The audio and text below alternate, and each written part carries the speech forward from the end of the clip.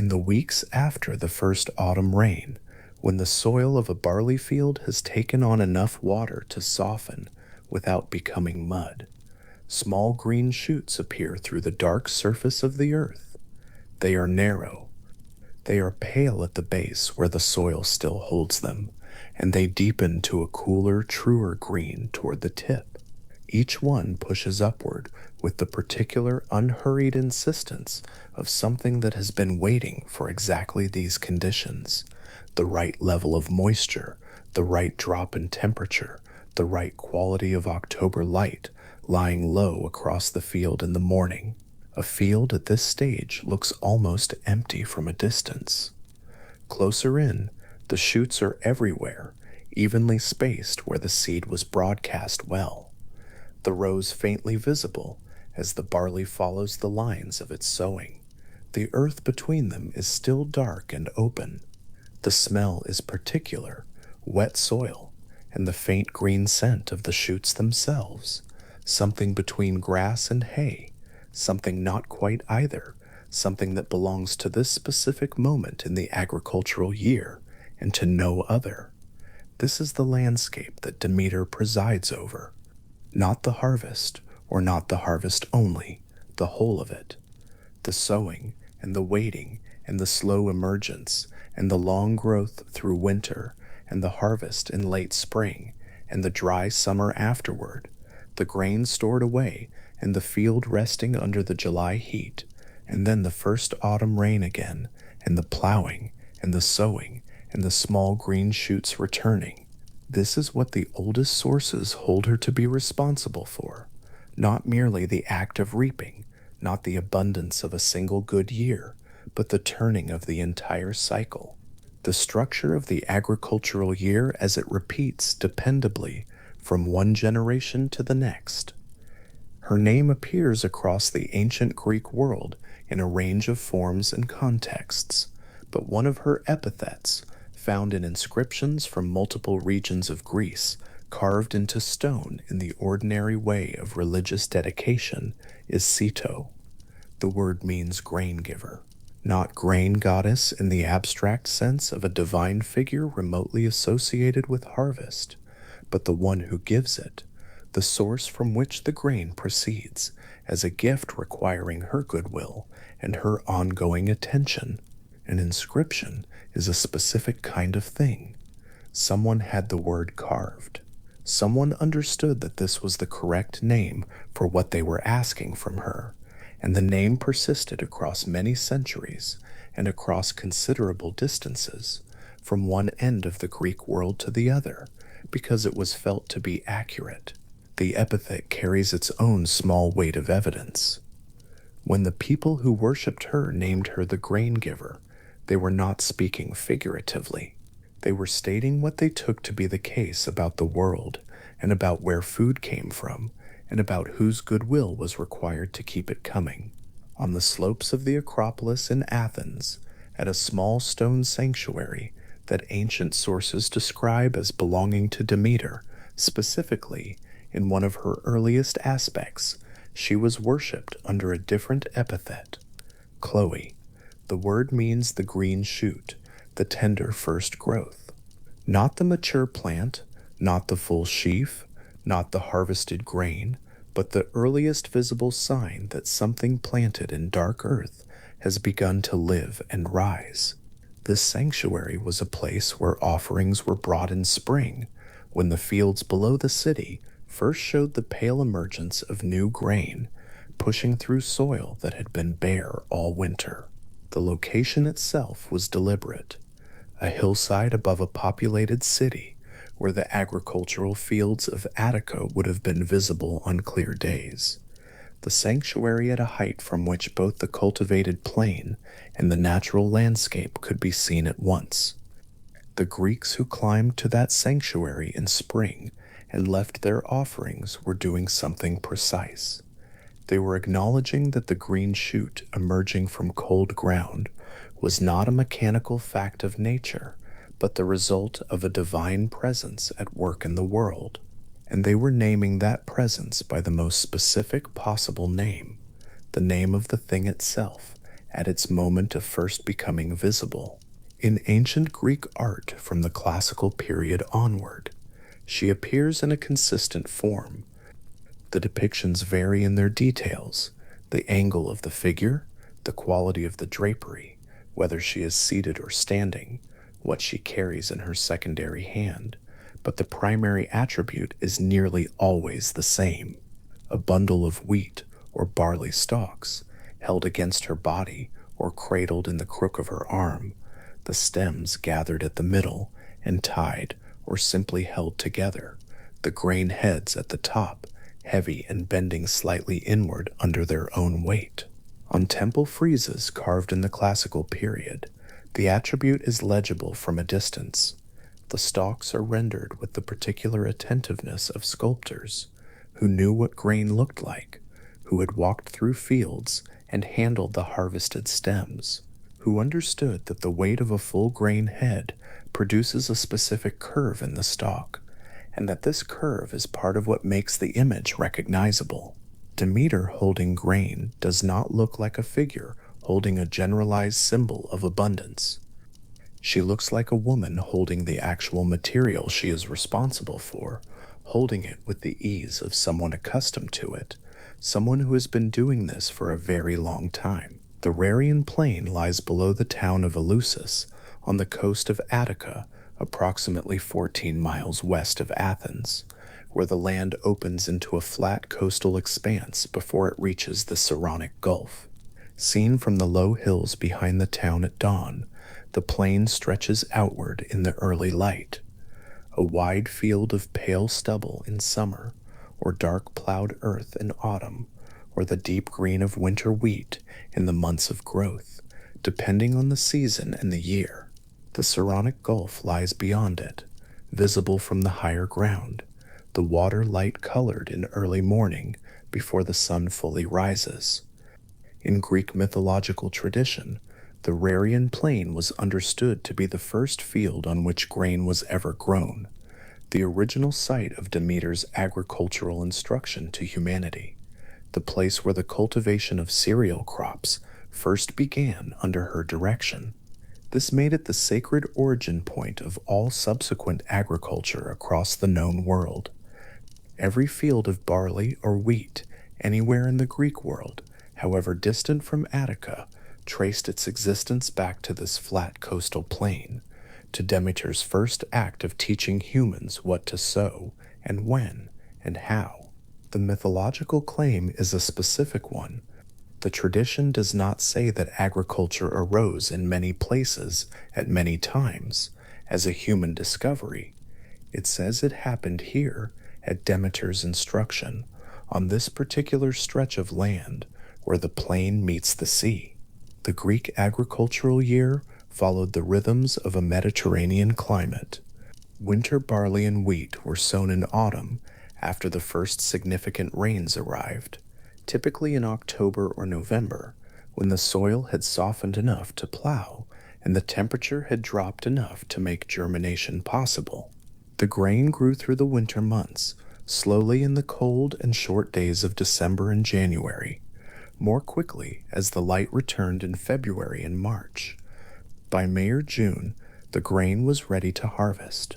The stalks dried and stiffened, and the grain heads full, the fields turning from green to gold across the course of weeks as the spring warmth intensified and the rains withdrew. Then came the long dry summer, the months when no grain grew, when the harvested fields baked under the Mediterranean sun, when the agricultural year had produced what it was going to produce and settled into its long suspension. The threshing was done in the weeks after harvest, on hilltop floors open to the summer wind. The grain spread wide and turned repeatedly until the chaff was carried away, and the grain itself lay clean on the stone. Then the grain was stored, poured into large clay jars, the jars sealed against moisture and pests, the whole supply of the year's food held in waiting through the heat and the dry until the first autumn rains came again and the cycle could begin. Seen from any angle, this seasonal structure is a cycle. It returns, The dry summer gives way to the autumn rain. The fallow earth opens again to the plow. The seed goes in, the green shoots appear, the grain rises and is harvested and stored and harvested again the following year. The cycle is not uniform from one year to the next. Rains come early or late. Harvests vary in their abundance. Individual years are lean or generous, but the structure returns. Sowing follows fallow. Growth follows sowing. Harvest follows growth. Rest follows harvest, and then sowing again. The tradition held that Demeter was responsible for this return, that the cycle persisted because she presided over it, that the specific rhythm of the Greek agricultural year was maintained by her ongoing attention and goodwill. Without her, the cycle did not continue. This was not understood as a metaphor for natural forces operating on their own. It was understood as a statement about divine governance, about who was responsible for the order of things and what that order required. A threshing floor on a hilltop in late June has a particular quality of light and air. The hilltop site is deliberate, chosen because the summer wind is reliable at height, because the wind is what makes threshing possible, carrying away the lighter chaff when the grain is tossed upward from broad wooden shovels. The light in late June is strong and direct, the shadows short, the stone of the threshing floor warm underfoot from a full day of sun. The air carries the smell of harvested barley, dry and dusty and faintly sweet, something between straw and the grain itself, the smell of food secured. Workers moving across the threshing floor spread the grain and turn it and toss it and gather it again, the wind doing its part, the work systematic and unhurried. By late afternoon, the threshing might be finished for the day, the grain heaped at the floor's edge, waiting to be measured and poured into storage, the chaff blown away across the hillside, the stone floor pale and clean, where it was dark with the grain's substance in the morning. This was the work of the agricultural year at its moment of completion, not the planting, which was hopeful and uncertain, not the harvest, which was laborious and urgent, the threshing, which was the final verification that the year had produced what was needed, the grain separated from its casing and made ready for the long storage ahead. The ancient Greek understanding of agricultural time was not abstract.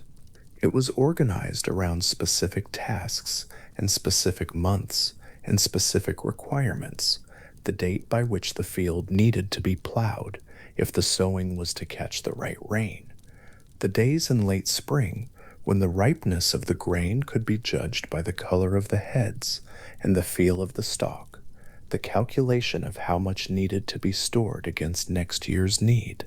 Hesiod's Works and Days, one of the oldest surviving Greek texts, is organized largely around agricultural instructions, what to do and when to do it, which days are auspicious for plowing and which for reaping, how to read the stars for the timing of sowing, how to select seed grain for next year's planting.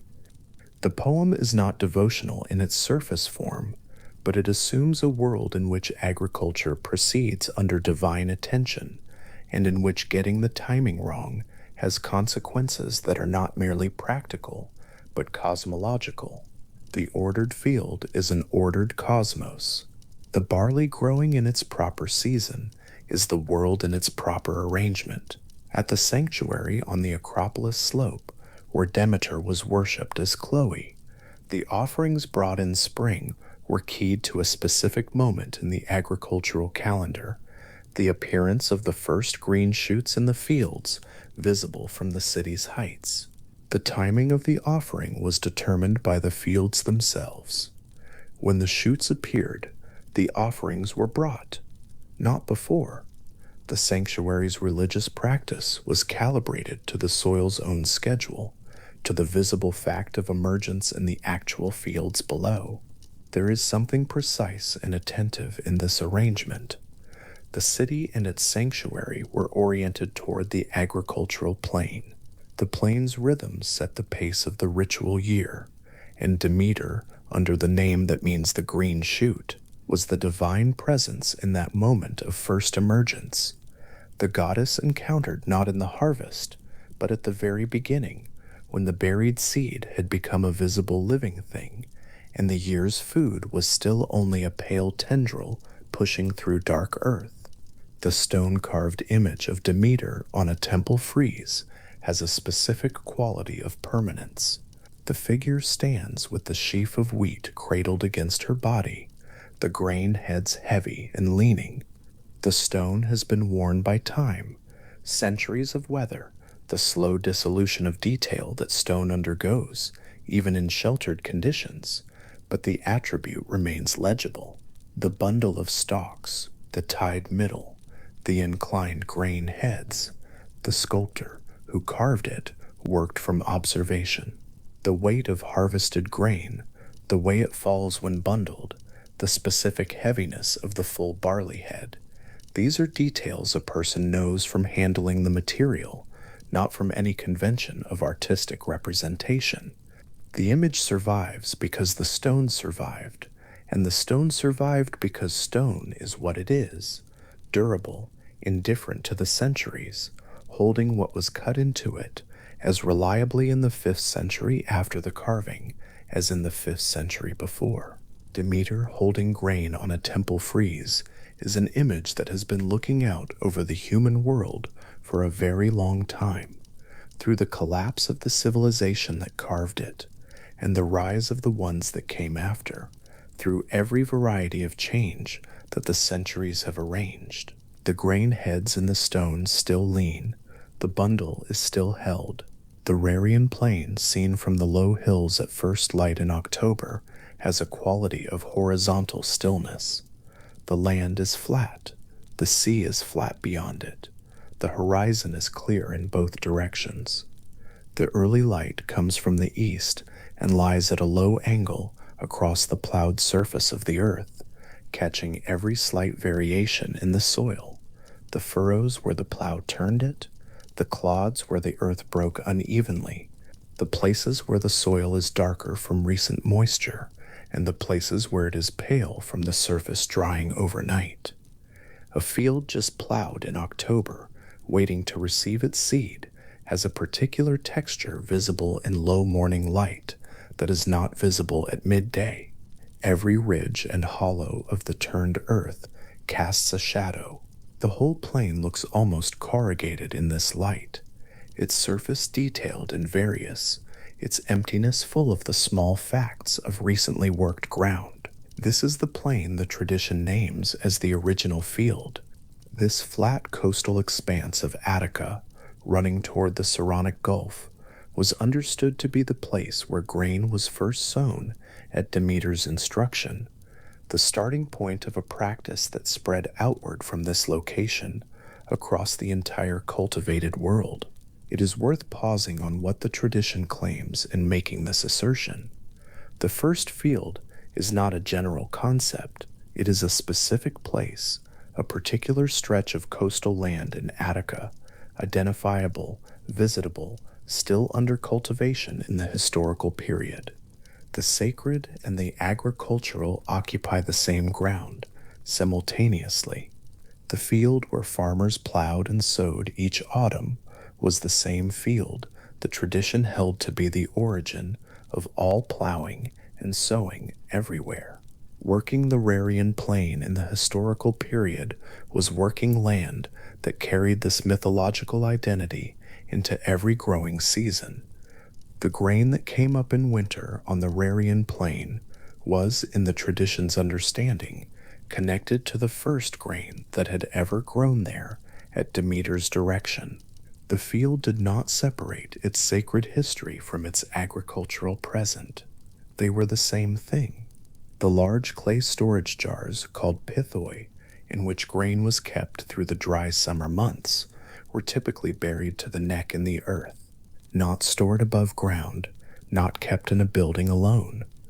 Buried, the earth itself, cool below the surface even in July, served as the storage environment.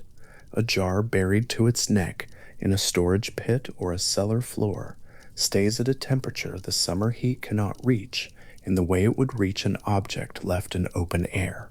The grain inside stays dry. It keeps the seal at the top, clay or pitch or simply a fitted stone lid, keeps out moisture and pests. The buried jar is a specific technology of patience, a method of suspending the harvest in time, holding it through the months when nothing can grow, bridging the gap between one agricultural year and the next.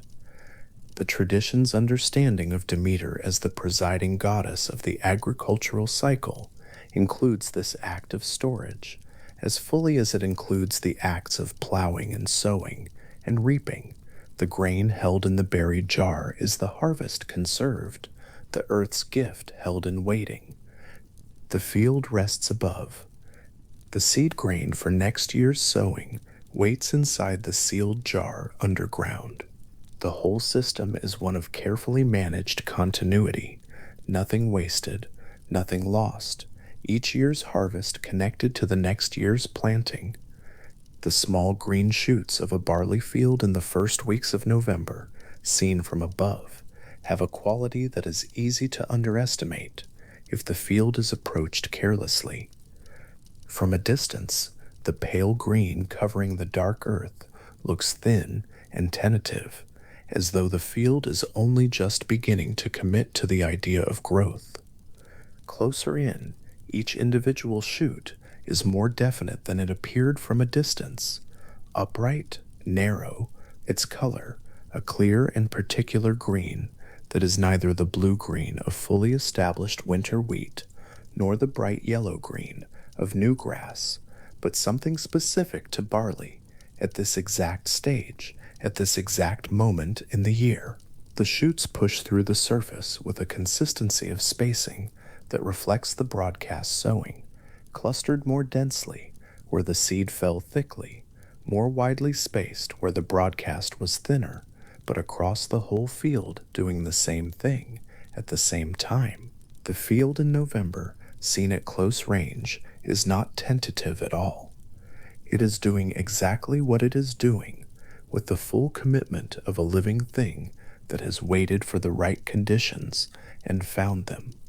This is the landscape under Demeter's care, the October rain that softens the earth, the plow that turns it, the seed broadcast across the plowed surface, raked in, left to wait for warmth and moisture, the first green shoots appearing through the dark soil 3 or 4 weeks after sowing, narrow and clear in the November light, the slow growth through the winter months, the barley putting down its roots in the cold earth, spreading slowly, thickening across the field through December and January and February, the quickening of growth as the days lengthened in March, the field deep green and fully covered in April, the shift from green to gold as May advanced and the grain heads filled and dried, the harvest in May or June, the threshing on the hilltop floor, the grain measured and poured into jars, the jars sealed and buried in the cool earth,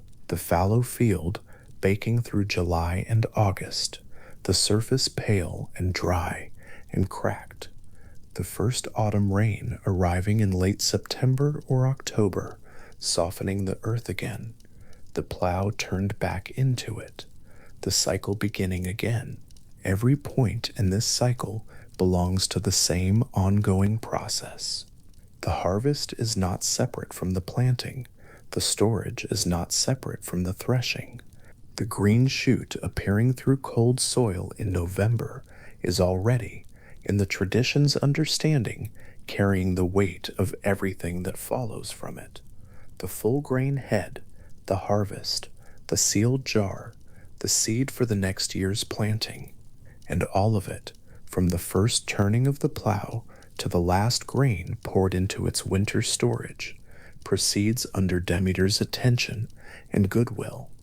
She is not only the figure presiding over abundance, she is the figure who makes the cycle itself continue, who holds the sequence together through each of its phases, who connects the sowing to the harvest, and the harvest to the storage, and the storage to the next year's sowing.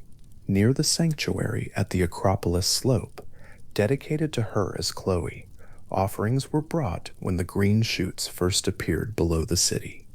The offerings were a way of acknowledging the moment, of saying this has happened again. The shoots are here. The cycle has resumed its visible phase.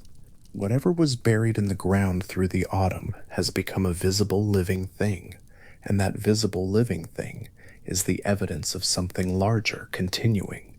The offerings named the goddess whose goodwill made it possible, and named her specifically at the moment of first emergence, at the most tentative and early stage of the agricultural year, when the outcome was still months away, and the green shoots were still too small to tell anything definitive about what the year would bring.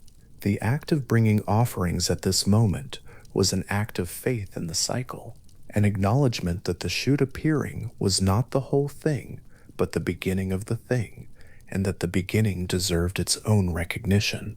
A clay storage jar buried to its neck in cool earth, sealed against the summer heat, holds within it the entire logic of the agricultural year. The grain inside is the harvest, completed. It is also the seed for next year's planting, selected and set aside.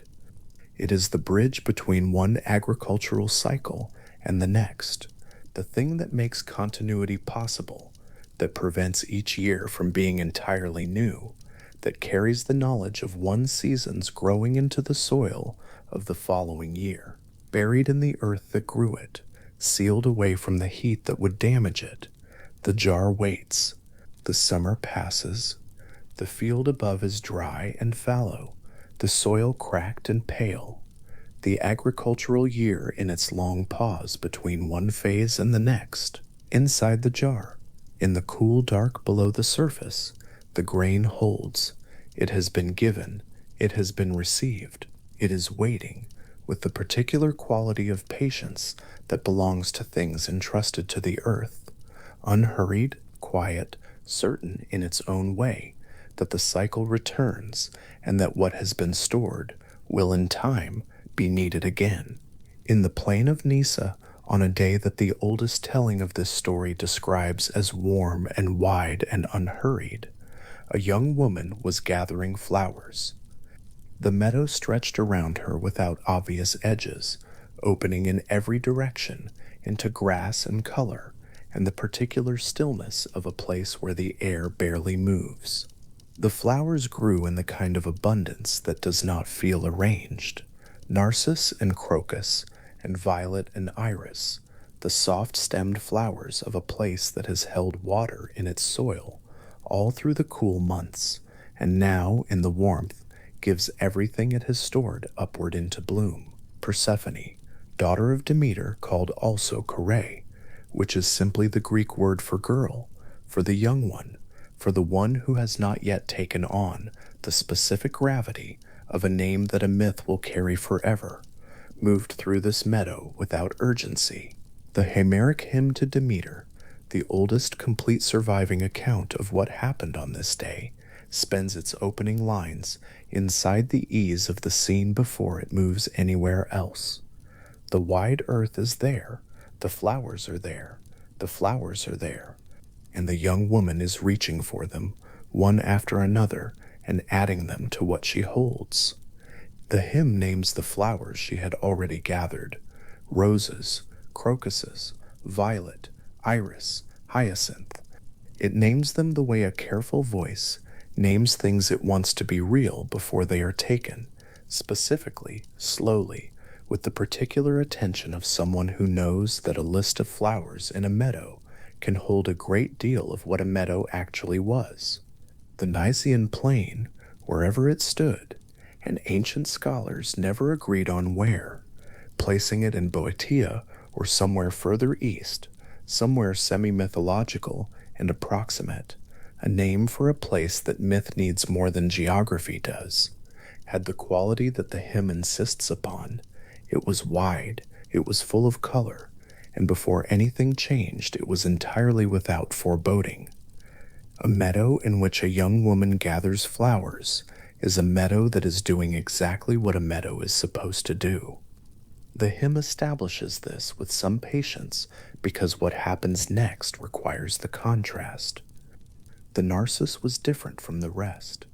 The hymn describes it with an attention that sets it apart from everything else Persephone had already gathered, and the detail matters because the narcissus is not simply another flower in the meadow. It is the flower the earth itself had grown as a lure, planted by Gaia in collaboration with Hades, and described in the hymn with an almost bewildering abundance. 100 blooms on a single stem. According to the hymn's account, a flower so extraordinary that its fragrance alone was wide enough to fill the sky above, and the sea, and the whole earth beneath it, and that when Persephone saw it, every other flower in the meadow became simply the ordinary field in which this one thing stood. The Homeric hymn to Demeter is a careful text in many ways, not given to excess for its own sake, and so this description of the narcissus is worth sitting with. The flower is meant to be irresistible, not in a vague sense, in the precise and purposeful sense that something has been made whose entire function is to draw a particular person's hand toward it and hold her attention for just long enough. Persephone reached for it with both hands. The ground opened beneath her. The hymn gives this moment very little preparation on the earth side, no cracking, no warning tremor, no gradual darkening of the light. The earth opened, and Hades was there in his golden chariot drawn by black horses, and Persephone cried out with a voice the hymn says was sharp enough to reach the peaks of mountains and the depths of the sea. She called for her father Zeus. She called for her mother. The hymn records her cry in the way it records all the significant events of this day, directly, without elaboration, as a thing that happened and that the tradition holds to be true. Zeus heard it. The hymn notes from his seat in the temple where prayers come to him, but he had already consented to this arrangement. The hymn is unambiguous about this. Zeus gave Hades his permission to take Persephone, and he gave it without telling Demeter. The highest authority in the divine order had arranged a transfer that the person most affected had not been consulted about, and the person most affected by loss had not been informed of. The hymn does not editorialize about this. It simply states the structure of what occurred and allows the structure to carry what it carries. The geography of Hades' kingdom matters less in the hymn's account of this moment than the specific quality of the chariot and the specific color of the horses.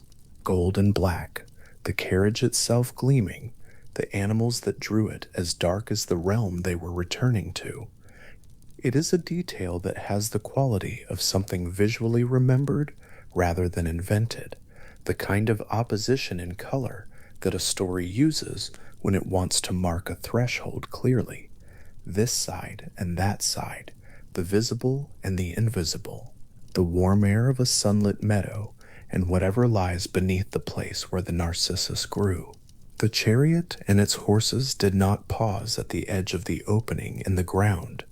They moved through it, and Persephone moved with them, and the earth closed again above.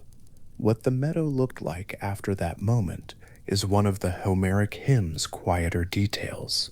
The flowers were still there. The narcissus, or whatever remained of it, its 100-headed stem, perhaps slightly bent where a hand had touched it, stood among the other flowers. The lake, if there was one near the meadow, still held the sky in its surface. The grass did not flatten into the shape of something that had passed through it. The plain of Nysa, wherever it was, had the appearance of a meadow in which a young woman had been gathering flowers and had simply stopped. No one else was in the meadow to mark the moment differently. No one standing at its edge had seen the ground open.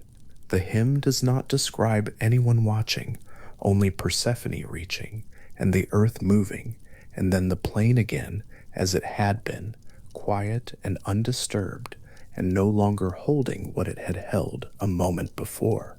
This is one of the specific qualities of the cleft in the earth, as the hymn imagines it. It closes without leaving a seam. The world above recovers its surface. Whatever passed through leaves no mark on the ground it passed through.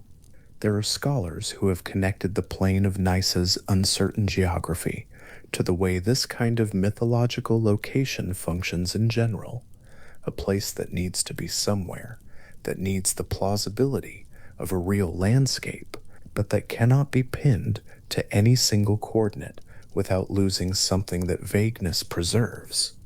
By the time Hellenistic and Roman writers were working with the story, the location had settled, for many of them near Enna in the interior of Sicily, where a lake called Pergus sat surrounded by meadows, and where the inhabitants of that place pointed to the ground as the ground through which Hades had driven. Diodorus Siculus wrote about this identification in the 1st century BCE with the matter-of-fact certainty of a writer who had been to the place and seen the meadows and found them convincing. The lake was still there. The flowers still grew at its edge in spring. The ground was, of course, seamless. What Hecate heard on the day Persephone was taken was a voice. Hecate associated in Greek religious practice with boundaries and crossings, with the places where roads meet, with the threshold between the world of the living and whatever lies beyond it, was in a cave when the cry came across the plain. The hymn says she heard it without seeing what caused it. This is a specific distinction that the text makes clearly. She heard Persephone's voice, sharp and full of distress, but she did not see Hades' chariot, did not see the ground open, did not see which direction the sound came from or what had happened in the moment before it. She only knew that something had occurred in the meadow that had produced a particular kind of cry. The hymn gives Hecate this quality of partial witness, deliberately, because what she can offer to Demeter when they eventually meet is not the full account, but only a voice in the air above the plain of Nysa, enough to confirm that something happened, not enough to say with certainty what. She kept what she had heard, and she moved through the next 9 days carrying it, and she would eventually be the first to come to Demeter's side with even this partial knowledge. Helios saw everything, as Helios always does. In the Greek mythological tradition, Helios, the god who drives the sun's chariot across the sky each day, occupies the position of the one who cannot avoid seeing what happens on the surface of the earth beneath him. His daily passage from east to west covers the whole of the visible world, and nothing that occurs in the open air is hidden from him. He saw the chariot emerge from the ground of the Nysian plain. He saw the black horses and the gleaming vehicle, and the figure of Persephone carried unwillingly downward into the earth. He saw all of this from his position in the sky above, passing over as he always passes over, the whole scene laid out beneath him in the particular clarity of a day without clouds. And he said nothing, not immediately, not in those first hours and days when Demeter began searching the surface of the earth for some sign of what had happened to her daughter. He carried his knowledge with him along his daily track across the sky, and waited, the way a witness waits who does not yet know they have been asked.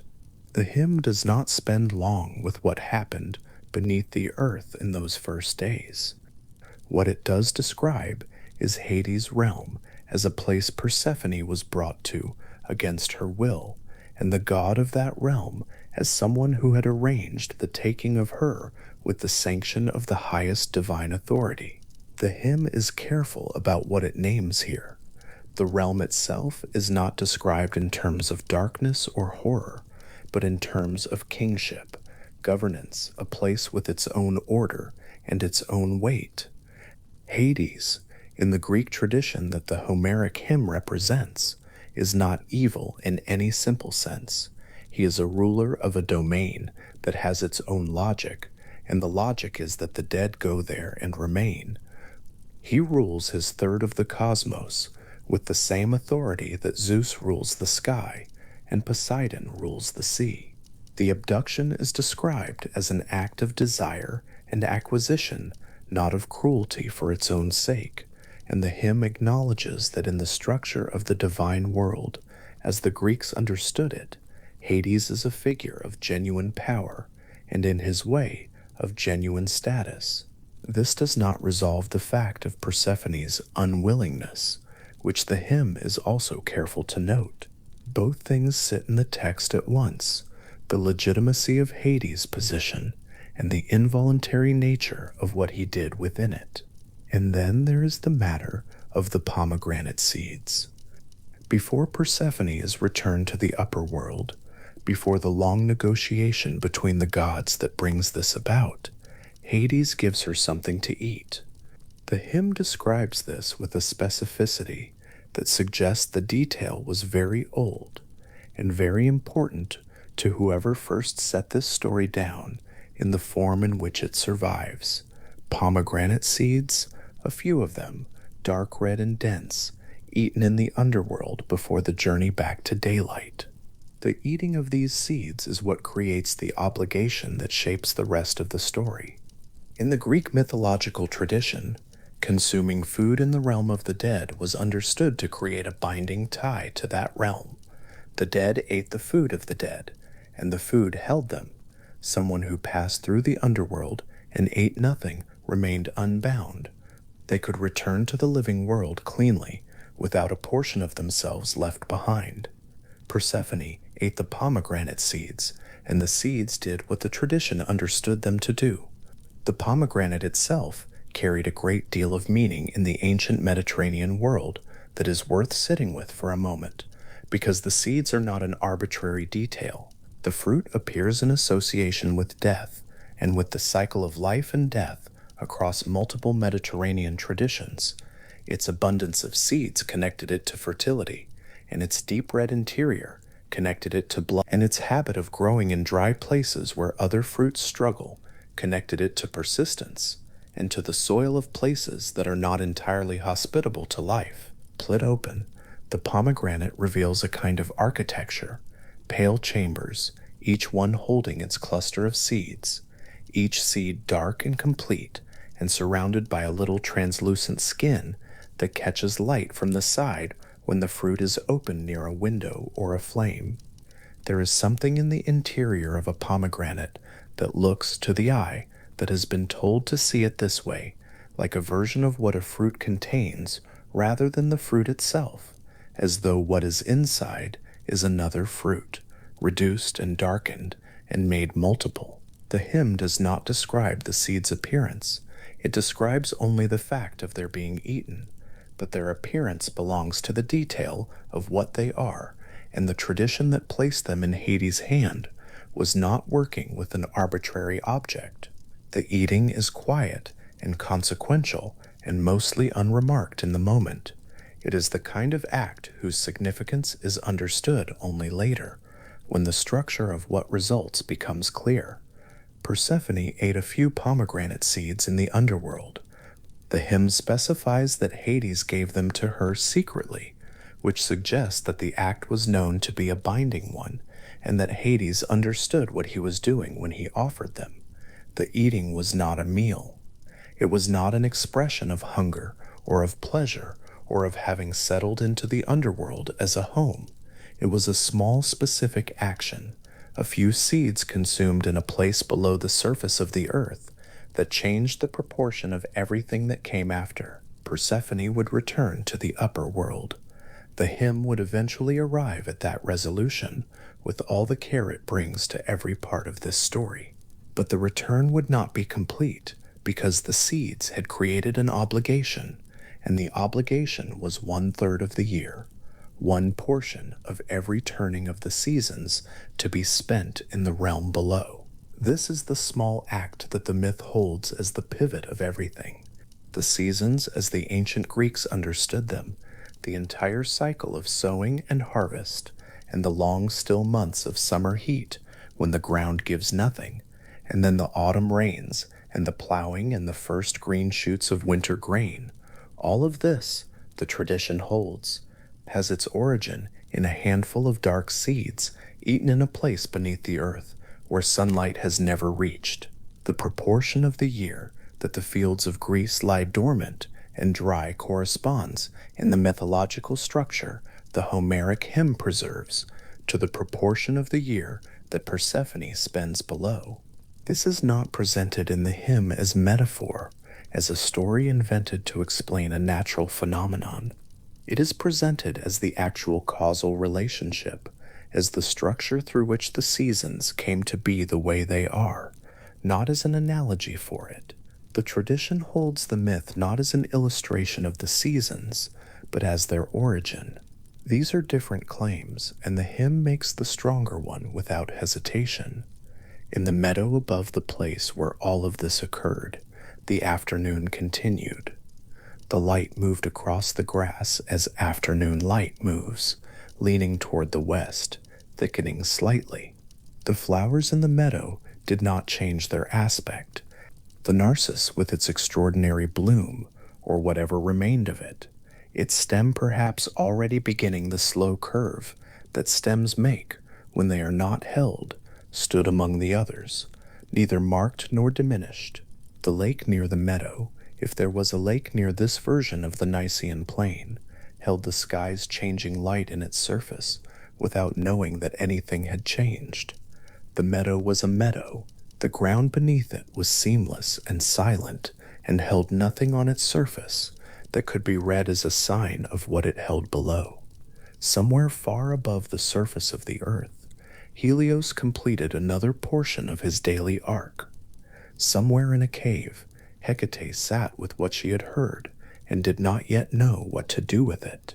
Somewhere in the structure of the divine world that the Homeric hymn describes, a structure of hierarchies and jurisdictions and prior arrangements between the gods, of consents given without being shared with the parties most affected, the fact of what had happened in the meadow existed as a completed thing. Zeus had given his consent before the day began. Hades had acted on it. The Narcissus had done what it was grown to do. The golden chariot with its black horses had moved downward through the opening in the earth, and the earth had closed above it. And somewhere below the surface of the plain of Nysa, in the realm where the dead go, and where Hades rules in the way that a king rules a third of the world, Persephone was present in a place she had not chosen to be, holding nothing, the meadow's flowers no longer in her hands. This is the shape of what the oldest telling of this story holds as the central fact, not a catastrophe in the sense of something that could not be recovered from, but an irreversible act that created the structure within which everything that follows becomes possible. The seasons in the tradition's account did not exist before this day in quite the form they would take after it. The earth had yielded grain in a kind of continuous abundance under Demeter's care, and the question of what happens to the grain and the earth when Demeter is not present, when she is searching, when she is grieving, when she has withdrawn her attention from the fields, had not yet been answered. The meadow's opening is the moment that makes that question answerable. Everything the myth does after this point is working out the consequences of this one irreversible event, the way consequences work outward from a single act through the whole of the world the act occurred in. The pomegranate seeds are the final fact inside that structure. They are small and dark and dense, and they were consumed in a place below the surface of the earth by a young woman who had, before that day, been gathering flowers in a sunlit meadow. The Homeric hymn describes their eating with a brevity that the detail does not, in some sense, deserve. A few words, a specific number, 7 seeds, according to some versions.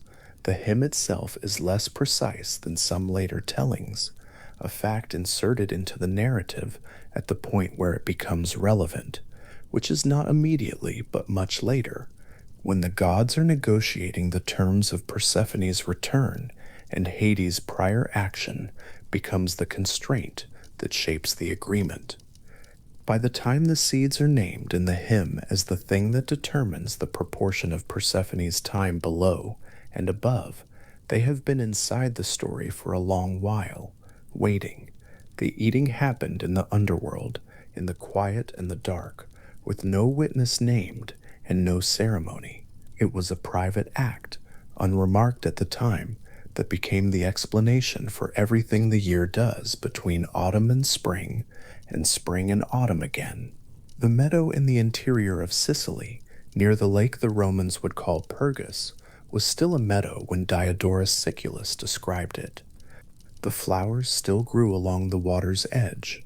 Pilgrims came to the place and stood where the ground had once opened, or where the tradition said the ground had once opened, and found a meadow that looked exactly like a meadow, flat and green and without visible history, the grass growing over whatever the grass grows over, the lake reflecting the light of whatever sky sits above it on a given day. The ground there is seamless now, as ground tends to be. The narcissus grows in spring in Sicily, as it grows in spring in other places where the soil holds enough moisture and the air is warm enough by March or April to bring the bulbs upward.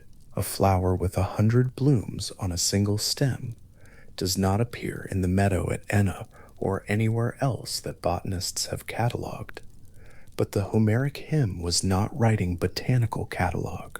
It was describing the flower that would have to exist for the story's opening to be coherent, the flower that would be irresistible, the flower that was planted specifically to be irresistible, the flower that was irresistible because someone who was not Persephone had decided it should be. That is the architecture of the meadow at Nysa. Something was prepared, and the preparation was made to look like a meadow in which a young woman might naturally spend an afternoon. The flowers were real, or the tradition holds them as real. The crocus and the rose, and the violet and the iris and the hyacinth, each one named in the hymn as something Persephone had already gathered. Only the narcissus was something other than what it appeared. Only the narcissus had been placed in the meadow with a purpose beyond flowering, and its purpose was accomplished in the moment a hand reached for it and the earth moved. After that, everything in the meadow was simply a meadow again, the flowers standing in the afternoon light, the grass undisturbed, the lake quiet, the ground bearing no impression of what had passed through it. The pomegranate seeds are still there, in a sense that the tradition intends literally. They are inside the structure of every year that has followed. 1/3 of the year, in the mythological account that the Homeric hymn establishes and that the whole subsequent tradition of Demeter's story carries, belongs to what the seeds created, a proportion of time below ground, a portion of the year in which the earth withholds its green abundance, and the fields lie still, and the grain waits in its jars, and the ground is cool and dark and holding something in it that is not yet ready to come upward. This is not grief in the tradition's final accounting. It is a structure. It is the particular arrangement of the year that a handful of small, dark, dense seeds created when they were consumed in the underworld on a day that began with a young woman reaching for a flower in a wide and unhurried meadow. The meadow above the place of the opening is quiet now. The narcissus, if it grows there still, is a flower like other flowers, no 100 blooms on a single stem, no fragrance wide enough to fill the sky above and the sea below.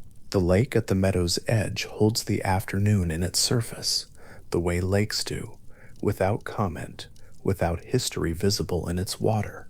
The ground is simply ground, and somewhere inside the structure of what a year is, inside the proportion of dormancy and growth, inside the long dry months and the autumn rains, and the first shoots coming through dark soil in November, something that was arranged in a meadow a very long time ago, continues its quiet work. A few small seeds consumed in a place below the earth, a proportion established.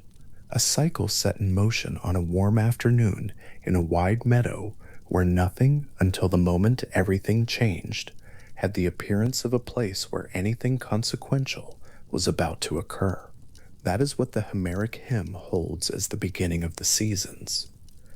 Not a decision made in the sky by a god who had calculated the year's proportions in advance, not a natural process that myth has given a story to explain, but something smaller and stranger and more specific than either of those, a flower that was extraordinary beyond what any flower needs to be, a hand reaching toward it, the ground opening, and then the particular dark interior of a pomegranate, its seeds arranged in their pale chambers, each one dense and complete, waiting in the stillness below the surface of the earth to be the small, irreversible, consequential fact that shaped everything that follows.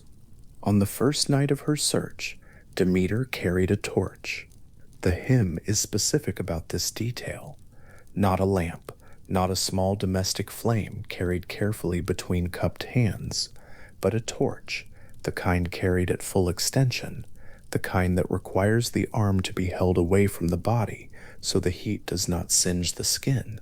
The light it cast was unsteady and close, illuminating only the immediate ground ahead of her, the pale dry earth of late autumn, the low scrub of the hillsides, the dark patches where grass had grown and dried and lay matted against the soil. Beyond the reach of that moving light, everything was dark. The sky above was wide and very old, full of stars that gave no useful illumination, and the land on either side of whatever path she walked receded into a darkness that was simply the ordinary darkness of a world before it had been searched. She did not rest. The hymn holds this plainly, without elaboration. For 9 days and 9 nights, Demeter moved across the surface of the earth without sleeping, without eating, without bathing, without accepting the drink that the other gods took as their common sustenance. The torches she carried did not go out. The ground beneath her kept passing. 9 days, in the religious thinking of ancient Greece, was not an arbitrary duration. It was the number that came from tripling 3, and 3 in that tradition carried the weight of divine wholeness, a number associated with completion and sacred order. For Demeter to search for 9 days and 9 nights was for the search to be total, to constitute its own kind of completeness before the answer came. Whatever she was doing in those days had its own structure, its own proper shape, and that shape required the full measure of 9. The torch moved over fields and hillsides. It moved along the edges of riverbeds and across the surfaces of plains. It moved through the hours of the night when even those people who were awake would have been uncertain about what they saw if they looked out and saw a light moving across the countryside without a discernible source. Demeter walked disguised. The hymn implies this, that she moved through the world as a woman walks rather than as a goddess descends. But the torch she carried still illuminated the earth directly beneath her feet, and the quality of that light on the ground was the only certain thing in what was otherwise a very large and unresponsive darkness. What the torch could not do was illuminate anything that was no longer on the surface of the earth. On the 10th day, Hecate came. Hecate is a goddess associated in the Greek tradition with the margins of the world, with crossroads and thresholds, with the hours between late night and early morning, with knowledge of things that take place in the dark. She had heard Persephone's cries from wherever she was when the ground opened. She had not seen the abduction itself. The hymn is careful about this, but she had heard the voice, and she had recognized what a voice crying out from a disappearing place signified. She waited through the 9 days. On the 10th morning, she came to Demeter, carrying a torch of her own, and she told the goddess what she had heard. This detail matters in a quiet way. Hecate does not arrive with certainty about who took Persephone, or by what mechanism, or to what destination. She arrives with the simple specific fact of what her ears had registered: a voice, a cry, the auditory record of a moment she had not witnessed directly. In the Greek tradition, this was how knowledge moved through the divine world, just as it moved through the human one, as testimony, partial and earned, accumulated piece by piece. What Hecate brought was one piece. She became, after the myth reached its resolution, the companion of Persephone in the world below, her attendant and her escort. The hymn records this as a settled fact at its close. But that belonging was still ahead, still unarranged. On the morning Hecate arrived with her torch and her partial knowledge and stood beside the grieving goddess on whatever stretch of open ground the search had brought her to. Together they went to Helios. Helios drove the sun across the sky each day, from east to west, from the point where light entered the world to the point where it withdrew below the western edge. Nothing that occurred on the surface of the earth beneath his daily path was hidden from him. He saw everything the daylight touched. And because there was no place on the surface of the earth where the sun did not eventually arrive, his knowledge of what happened there was, within its own proper domain, complete. He told Demeter what had happened. He had seen Hades drive a golden chariot pulled by black horses up from a cleft in the earth, seen him take Persephone into that chariot, seen the ground close again and the meadow resume its ordinary appearance. He knew who had done it, and he knew that it had been done with the prior knowledge and consent of Zeus, that the highest authority among the gods had given his sanction to the act before it occurred, and that Demeter had been told nothing. And then, in the account the hymn preserves, Helios told Demeter to accept what had happened. Hades was not an unworthy match, he said.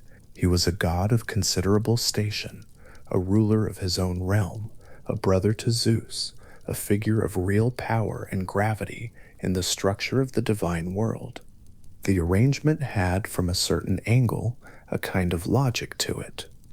The hymn records this counsel, and it records that Demeter did not accept it.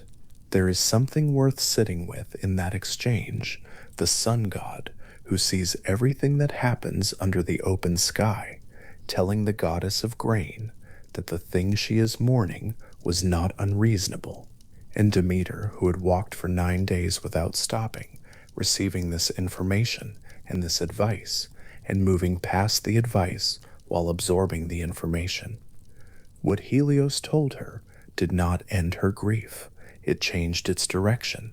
Grief of the formless kind, the kind that comes before any understanding of what has happened, gave way to something that had an object, a cause, a specific shape.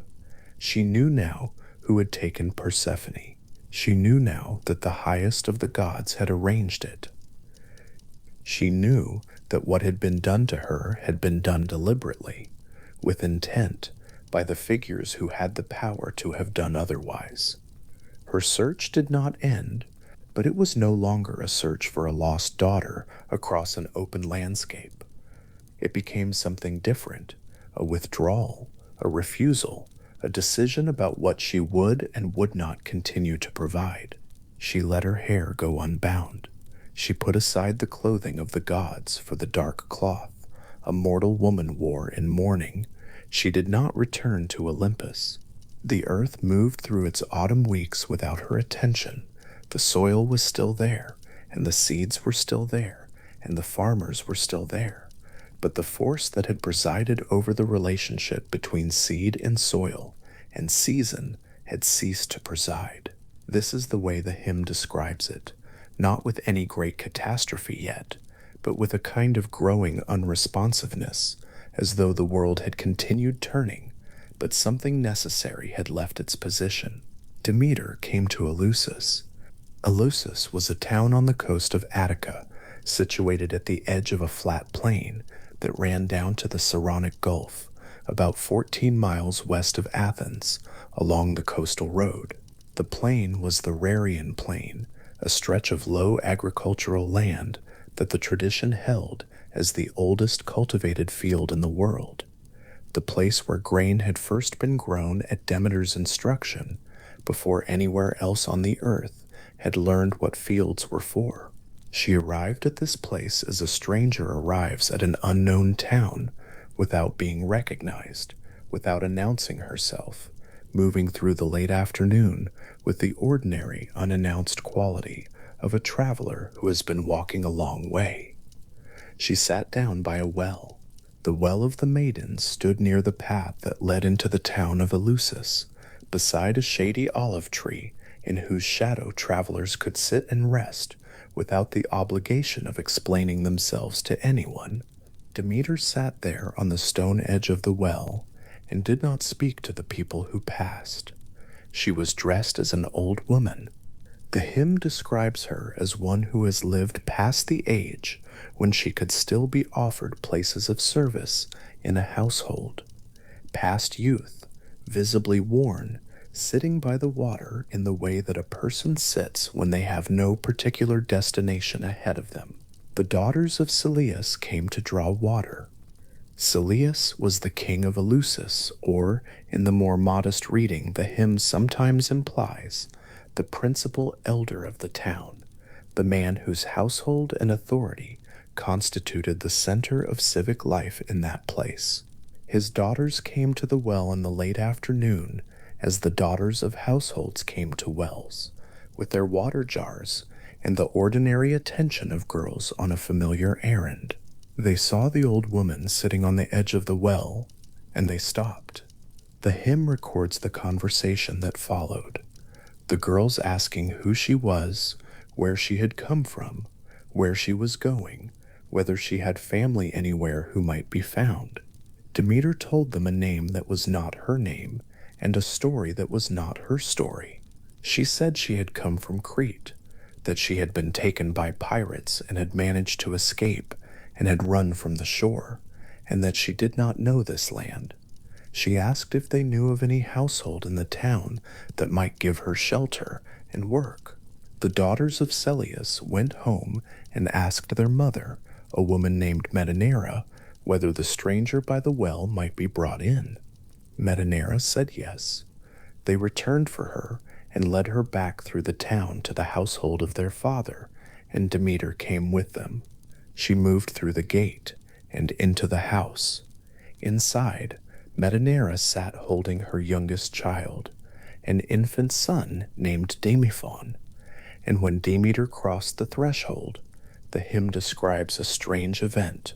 A divine light filled the room, a radiance that came from the body of the stranger, rising to the ceiling rafters, and Metanera felt a kind of awe that was almost physical, a sensation of being in the presence of something that was not what it appeared. She offered the stranger her own chair. Demeter did not take it. She stood for a long time without speaking, looking at nothing in the room, her eyes cast downward. Then one of the household servants, a woman named Iambe, brought a lower seat and placed it beneath Demeter and covered it with a white fleece, and Demeter sat. She sat without speaking. She refused food and refused wine. The hymn records her refusal of wine specifically. In her state of grief, she said, the wine of the gods was not something she could accept. Instead, she asked for a drink made of water and coarsely ground barley and pennyroyal. The plant with the sharp green, slightly medicinal scent blended together into a mixture the Greeks called the kykeon. It was a simple thing, unremarkable in appearance, neither the gleaming drink of divine feasts nor the thick, rich wine of celebration. It was the drink of someone observing a period of mourning, plain, functional, not festive. She sat with the kykeon and she did not smile.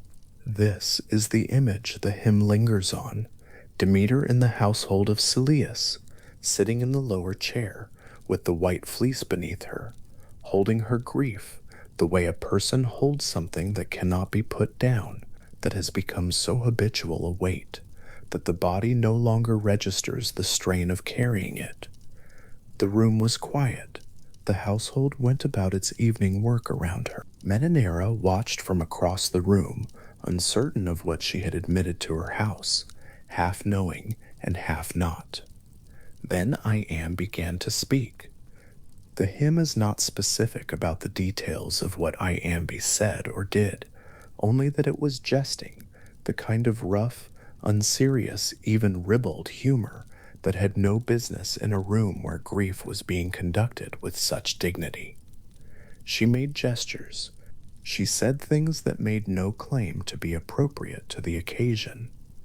The hymn records that this worked, that Demeter, who had not smiled in 9 days, and had not smiled through the exchange with Helios, and had not smiled at anything the world had offered her, smiled.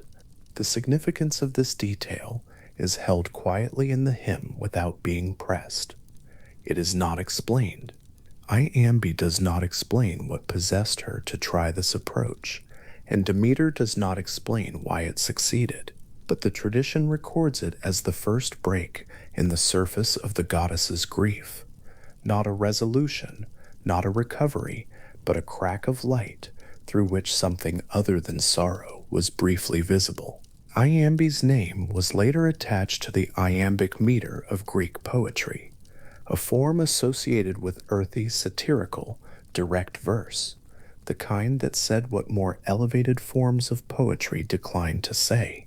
Whether this etymology is historical or retrospective, the connection is there in the tradition, a woman making a grieving goddess laugh with unadorned human humor at the darkest point of a divine sorrow, and a whole form of verse inheriting her name because of it.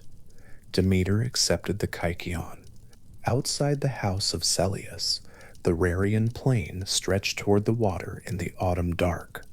The fields had been plowed, and the seeds had been placed in the ground in the normal way, by farmers following the seasonal rhythm that the tradition had always maintained.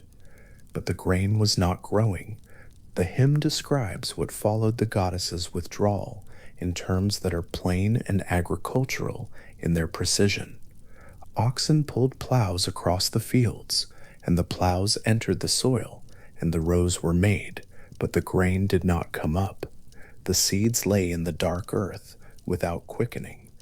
The soil received what was placed in it and held it there without response. Across the whole surface of the cultivated world, the fields showed the labor of human hands working against a ground that was simply not cooperating, and the grain that should have been growing upward through the dark soil toward the light of early winter was still sitting exactly where it had been put and doing nothing. This is not described in the hymn as a decision Demeter made, in the sense of sitting down and formally resolving to withhold her gifts. It is described more as a consequence, the natural result of a presiding force that was no longer presiding. The goddess had withdrawn her attention from the fields, and the fields had registered this absence the way any living system registers the absence of something it depends on. The work continued. The patterns were followed. The oxen were yoked, and the plows were guided, and the seeds were placed. But the animating relationship between effort and harvest, between human labor and the earth's response, had been quietly suspended. The hymn describes the gods growing concerned in their high Olympian houses as the sacrifice that the fields normally produced, the first offerings of grain, the ritual portions given to the gods before human use, began not to arrive. The smoke of sacrifice thinned. The altars received less. The transaction between the human world and the divine world, which moved through the medium of cultivated grain, was running low. The earth itself, by the hymn's account, was beginning to fail. There is a particular quality to this image, the patient failure of fields that are being properly tended. It is not a catastrophe in the theatrical sense. It is something quieter and in some ways more thorough. Farmers are doing what they have always done. The season is proceeding on its ordinary schedule. The soil is there. The light is there. The rain, in whatever amounts autumn provides, is there. And yet the grain does not come. The shoots do not push up through the dark earth. The green lines that should be appearing across the plowed rows in the weeks after sowing are simply absent. The land is still recognizably itself, the same coast, the same plain, the same pale fields running toward the water. But the relationship that made those fields more than bare ground has been interrupted. Inside the house of Celeus, Demeter was caring for Demophon. This element of the myth runs alongside the famine without quite touching it, the goddess of grain, who has suspended the growing of grain across the whole cultivated world, sitting at night in a mortal household and nursing a mortal child. Metanera had given her the infant son to care for, and Demeter had accepted this with the particular attentiveness of someone for whom the care of a living thing was not a burden, but a way of being present in the world. The hymn describes what Demeter did for the child as more than ordinary nursing. She anointed him with ambrosia. She breathed on him. She held him over the fire at night, like a brand, not to harm him, but to burn away what was mortal in him, to transform him in the way that only a goddess had the power to transform, moving him toward immortality by the quiet, persistent application of divine care. Metanera did not know this was happening. She came down one night and saw the child in the fire, and she cried out, the ordinary, irreversible cry of a mother who sees her child in a flame and cannot not cry out, who acts before understanding can intervene. The transformation was interrupted, and Demeter stepped back from the fire and let the child down, and the possibility of what he might have become closed, and she was angry. The clean, immediate anger of someone whose careful work has been undone by a misunderstanding that could not be entirely blamed on the one who caused it. She revealed herself. The divine light came back, as it had come when she entered the house, the radiance that exceeded what the room could normally hold, filling the ceiling, making the floor shine. Demeter stood in the house of Celeus as herself, and the hymn records that Metanera was overwhelmed by what she saw, and fell back, and could not speak. Demeter told the household to build her a temple and an altar on the rising ground below the city of Eleusis. She would teach them her rites. The hymn says, the practices by which the goddess was to be honored, the observances through which the community of Eleusis would conduct its relationship with the divine force that presided over the grain they grew. She was not leaving in anger, but she was leaving the house. The temple was built. Demeter withdrew into it, away from the company of the gods, away from the house she had inhabited, and she sat inside her own sanctuary on the hill above the Rarian plain, with the grief that had not lifted, and the famine that had spread across the earth continued. The hymn says the year passed, a full year, all the ordinary seasons turning through their sequence, with the earth producing nothing. The animals were laboring, the people were hungry, the cities were going quiet in the particular way cities go, quiet when food is not arriving from the countryside. The gods on Olympus sent messages.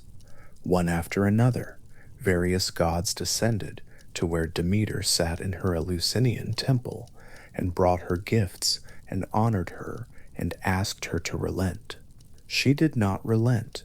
The hymn does not record each of these visits in detail, but it holds the pattern of them, the repeated approach, the gifts, the request, and the refusal. The gods had the power to do many things, but they could not restore the fertility of the grain fields themselves, because that was specifically hers, and it had specifically withdrawn from the world, and only she could bring it back. There is a composed quality to these refusals that the hymn does not undercut with commentary. Demeter is not described as vengeful in a narrow sense, not as someone enjoying the spectacle of the world's suffering, or deriving satisfaction from the parade of gods arriving with gifts to ask her return. She is described as someone who has been wronged by the highest authority available, who has found a form of response proportionate to what was done, and who is holding that position with the patience of someone who has been walking for 9 days without sleeping, and has learned that patience is simply what the situation requires. Outside in the fields, the earth waited. The plows were still being drawn.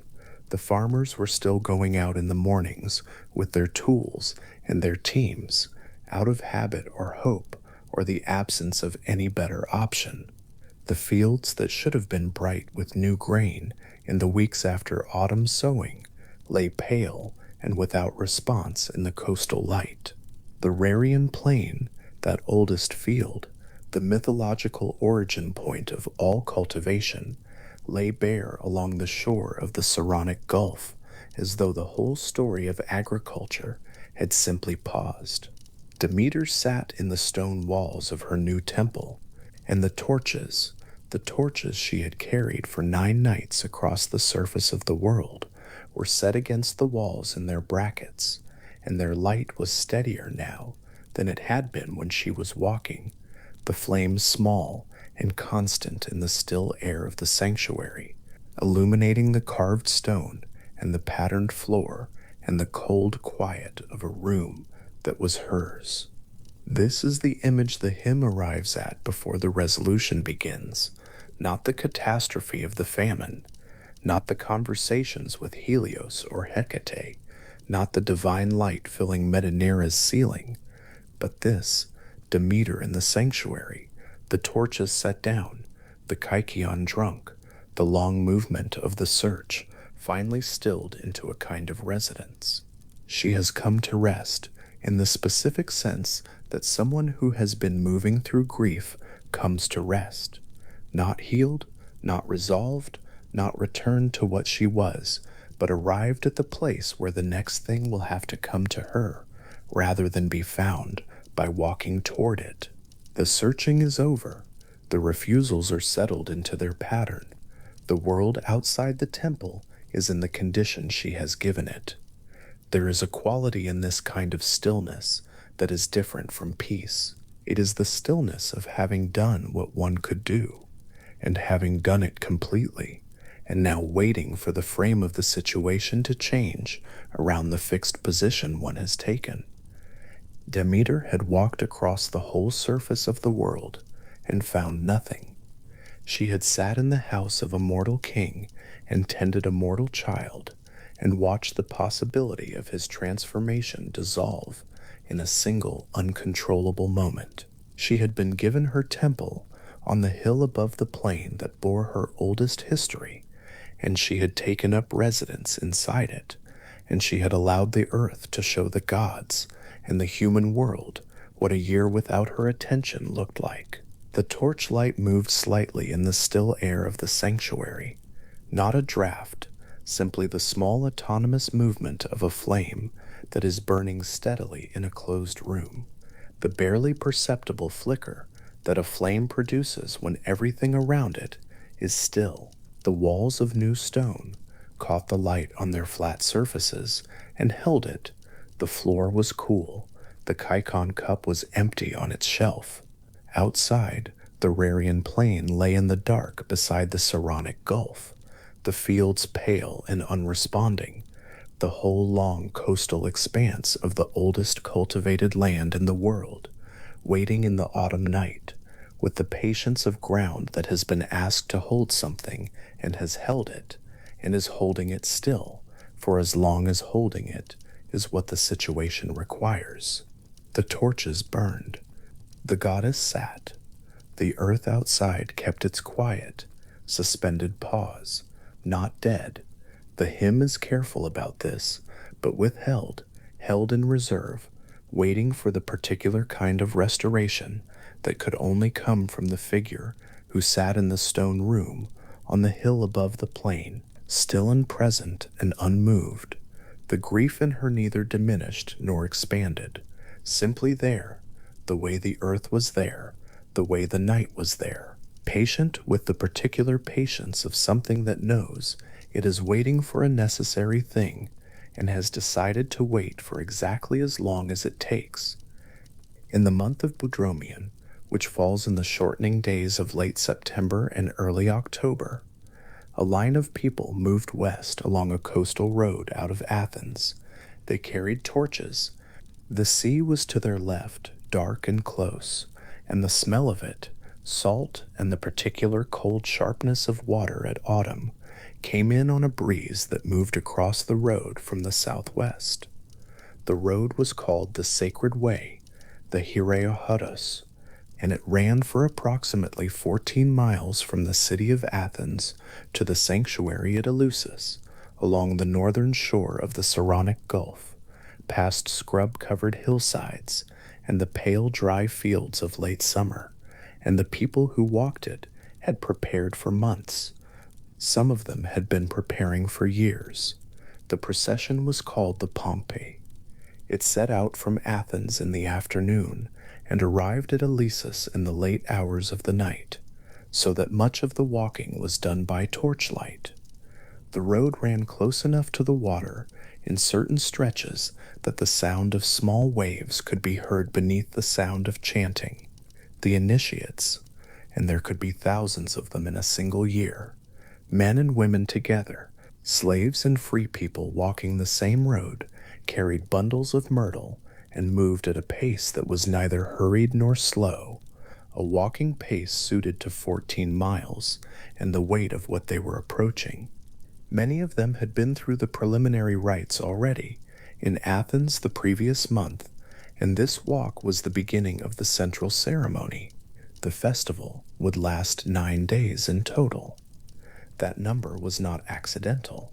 9 was the number of days the oldest hymn said Demeter had searched for her daughter, walking without rest across the surface of the earth, and the structure of the festival held that number as its frame.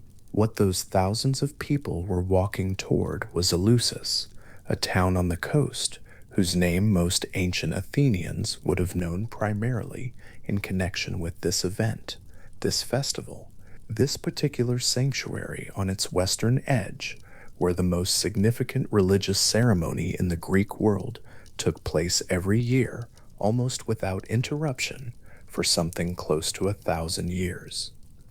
The sanctuary itself was old. Excavations have established occupation of the site, reaching back into the Mycenaean period, the late Bronze Age, more than 3,000 years ago, and the religious tradition associated with Demeter. There appears to have roots older than the classical period that most people mean when they speak of ancient Greece. By the time the festival reached what we might call its mature form, the form that produced the Great Hall, the formal procession, the carefully organized 9-day ceremony, it had already been running for centuries.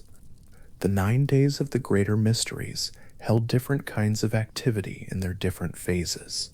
There were days of fasting and days of ritual bathing in the sea, days of procession and days of sacrifice, days given over to the formal preparation of initiates for what they were about to experience. The walking of the Sacred Way was one of the most documented of these phases, partly because it was public, visible from the road and the fields, not confined to the inner rites that initiates were forbidden to describe. That prohibition was absolute. What happened in the innermost part of the ceremony was protected by oaths of silence, so serious that the breaking of them was treated as a capital offense under Athenian law.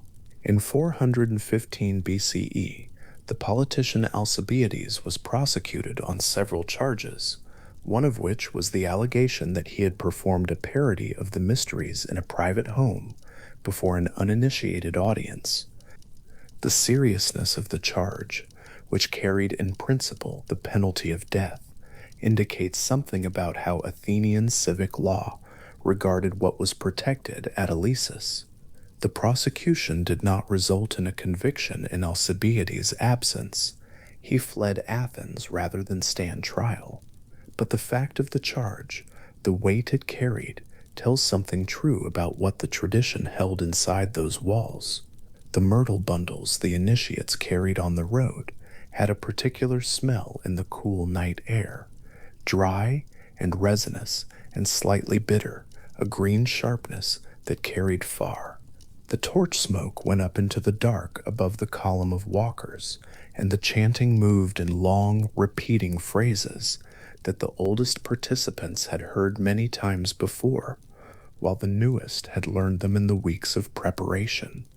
There was a particular cry, Iakashos, the name of a divine figure associated with the procession, possibly an aspect of Dionysus, possibly a distinct local deity whose name the initiates called out as they walked. The sound of it would have carried across the empty fields on either side of the road, across the dark water to the left, up into the hills rising to the right. To someone standing in a field at a distance, in the dark of a September night, watching the moving line of torches and hearing that sound carry toward them across the quiet, it would have looked like something that had always been happening, something that had no beginning anyone alive could remember. The road arrived at Eleusis by crossing a bridge and passing through a gateway into the outer court of the sanctuary, and beyond the outer court stood the great hall. The telesterion was its name, from the Greek telein, meaning to bring to completion or to initiate, and what it was in architectural terms was unlike most Greek sacred buildings. Most Greek temples were not designed to hold people inside them. They were shells around a cult statue, approached from the outside, with rituals conducted in the open air in front of them. The telesterion was something different. It was built to hold people, to hold very many people simultaneously, in an enclosed space, in darkness, and to do something to them inside that space that the tradition held could not be done anywhere else.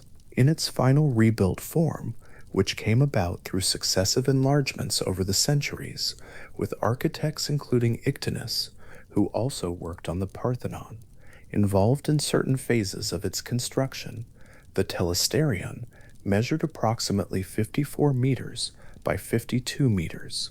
It was almost square. Its interior was filled with rows of columns holding the roof, and along its interior walls, steps were cut directly into the stone, not added benches, but steps integral to the structure, so that many thousands of people could sit against the walls and look inward toward the center.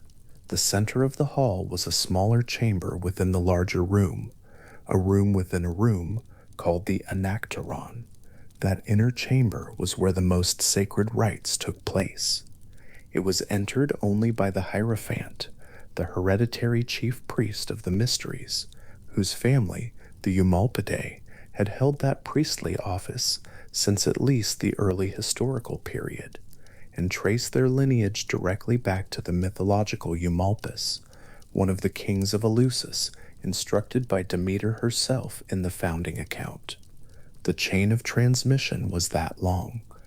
The office passed within the family, generation to generation, across the centuries, and the man who opened the inner chamber during the greater mysteries, in say the 4th century BCE, was the inheritor of a function that the tradition said had been established by the goddess in person. To stand in the telesterion at Eleusis, or rather, to imagine standing there, since what exists now is the ruin, the exposed floor plan, the stone steps still visible in the hillside, is to be inside a room built to transform what people knew. The ancient sources are careful and consistent about what the mysteries did not do. They were not a system of doctrine, not a set of propositions to be memorized and believed, not a code of ethics to be followed. What they offered was an experience. The ancient Greek word for what happened to initiates inside the hall was not learning, but seeing. They used the verb apoptouion, to behold, to witness, for the highest grade of initiation. Something was shown. What it was, specifically, is not known with certainty because the oath held. 24 centuries of people who passed through that hall managed, with some exceptions and partial accounts, to maintain the silence that was asked of them. The exceptions and partial accounts have been studied carefully, and they suggest that what happened involved things being shown, and things being heard, and things being handled, sacred objects, sacred words, sacred images, but the full sequence, the precise content, the exact shape of what the Hierophant revealed in the Anokteron, has not survived intact in any source. What has survived is the testimony of those who described the effect without describing the content. And that testimony is striking, not for its extravagance, but for its consistency and its plainness. Pindar, the 5th century BCE lyric poet, wrote that those who had seen the sacred things that come from the earth knew the end of life and its beginning given by Zeus. Sophocles, who almost certainly was initiated, wrote that those who have seen these rites are thrice blessed, for they alone have life in Hades, while all others suffer. These are not descriptions of pleasant ritual or civic celebration. They are claims about something fundamental, about what the person who had been through the ceremony now knew that they had not known before. The particular knowledge being described has to do with death, with what comes after it, with the question that the myth of Demeter and Persephone had always circled around, the question of what happens when the thing that sustains the living descends into the dark, and whether it returns, and what it is when it comes back. The drink called the Kakian was prepared for initiates during this period of the festival. Ancient sources record its composition: water, barley that had been coarsely ground, and the crushed or bruised leaves of pennyroyal, a low-growing mint family plant with a strong, sharp herbal scent that was widely familiar in the ancient Mediterranean. The drink was simple. It was not intoxicating in the way that wine was intoxicating, and the Homeric hymn specifically records Demeter refusing wine and asking for the Kakion instead, naming it as appropriate to her state of grief. In the myth, her drinking of it at Eleusis is the first thing she consumes after 9 days without eating or drinking. It is the drink that breaks the fast. In the festival, it was also the drink that broke the initiate's ritual fast, taken after the days of abstention that preceded the central rites. The mirroring was exact and deliberate. The initiates who drank the Kaikon at Eleusis were doing what Demeter had done, at this same place, in the moment the myth described her settling into the house of Celeus for the first time. The gesture carried backward into the mythological time and forward into the actual bodies of the people lifting the cup, a hypothesis put forward in 1978 by the scholar of ethnomycology R. Gordon Wasson, the chemist Albert Hoffman, and the classicist Karl Ruck proposed that the barley used in the kykeon may at times have been parasitized by a fungus known as ergot, Claviceps purpurea, which grows on grain and produces alkaloid compounds chemically related to lysergic acid diethylamide. If the kykeon contained ergot-derived compounds, the drink would have had psychoactive properties that could account for some of the extreme and consistent testimony about the transformative quality of the Eleusinian experience.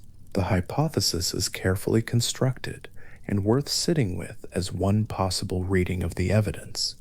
It remains debated. Some scholars find it compelling as an explanation for the uniformity and intensity of what ancient sources report. Others argue that the accounts can be explained by the power of ritual preparation, collective ceremony, symbolic staging, and genuine religious expectation without requiring a pharmacological component.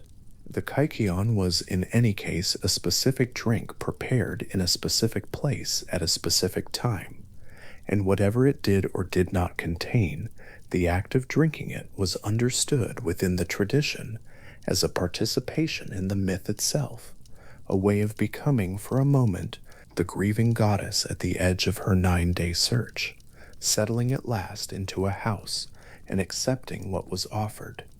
The Ninian tablet has been in the National Archaeological Museum in Athens since its excavation from Eleusis in the 19th century. It is a piece of painted terracotta, roughly the dimensions of a large book, dating to the 4th century BCE, and its surface preserves a scene from the processional rites in colors that have lasted 24 centuries, traces of red, black, and white, depicting robed figures moving in procession, torches in their hands, with divine figures visible at the margins of the composition. It is one of only a small number of surviving objects that show in any direct visual form some element of the ritual experience of the mysteries. It does not show the inner rites. It could not by the same prohibition. What it shows is the approach, the walking, the torches, the procession towards something, and in that sense it preserves the part of the experience that was always visible, always permissible, the long walk in the dark toward the hall where what could not be shown was waiting. The Eleusinian relief, held now in the same Athens Museum, was made sometime around 440 to 430 BCE, in the middle of what historians call the classical period, when the great sculptures of the Athenian Acropolis were being completed and the physical landscape of Athens was being remade in marble. The relief is large. The 3 figures carved in it are nearly life-size, and it shows Demeter on one side, Persephone on the other, with the young figure of Triptolemus between them. Demeter holds a scepter and looks out from the relief with the contained frontal authority of a major divine figure at rest. Persephone reaches toward the boy. Triptolemus stands between 2 goddesses, receiving something. In the mythological tradition, it was the knowledge of agriculture, the techniques of grain cultivation that Demeter sent him out across the world to teach, and his posture is that of a young person receiving something large from someone who is certain of its value. The 3 figures are calm. There is no suggestion of drama or movement or urgency in the composition. It looks like a handover, like something being placed from one set of hands into another. The Eumolpidae family, whose hereditary office descended from mythological Eumolpus, were not the only priestly family at Eleusis. The Cherics, a second hereditary priestly family, provided the Deduchos, the torchbearer, the second highest officer in the ceremony, and other functionaries. Between these families and the Athenian state, which took on formal administrative responsibility for the sanctuary from the 5th century BCE onward, the running of the mysteries was a complex institutional operation involving finances, logistics, the maintenance of the physical sanctuary, the regulation of who could be initiated, and the enforcement of the secrecy that protected the rites. The sanctuary received income from initiates, from dedicated land, from wealthy donors, and from the Athenian treasury. It was, in its fully developed form, one of the most significant religious institutions in the ancient world, not a local cult but a destination, drawing initiates from across the Mediterranean, from cities as far as southern Spain to the west and the eastern edge of the Greek world, people traveling considerable distances because what was on offer at Eleusis was understood to be something not available anywhere else.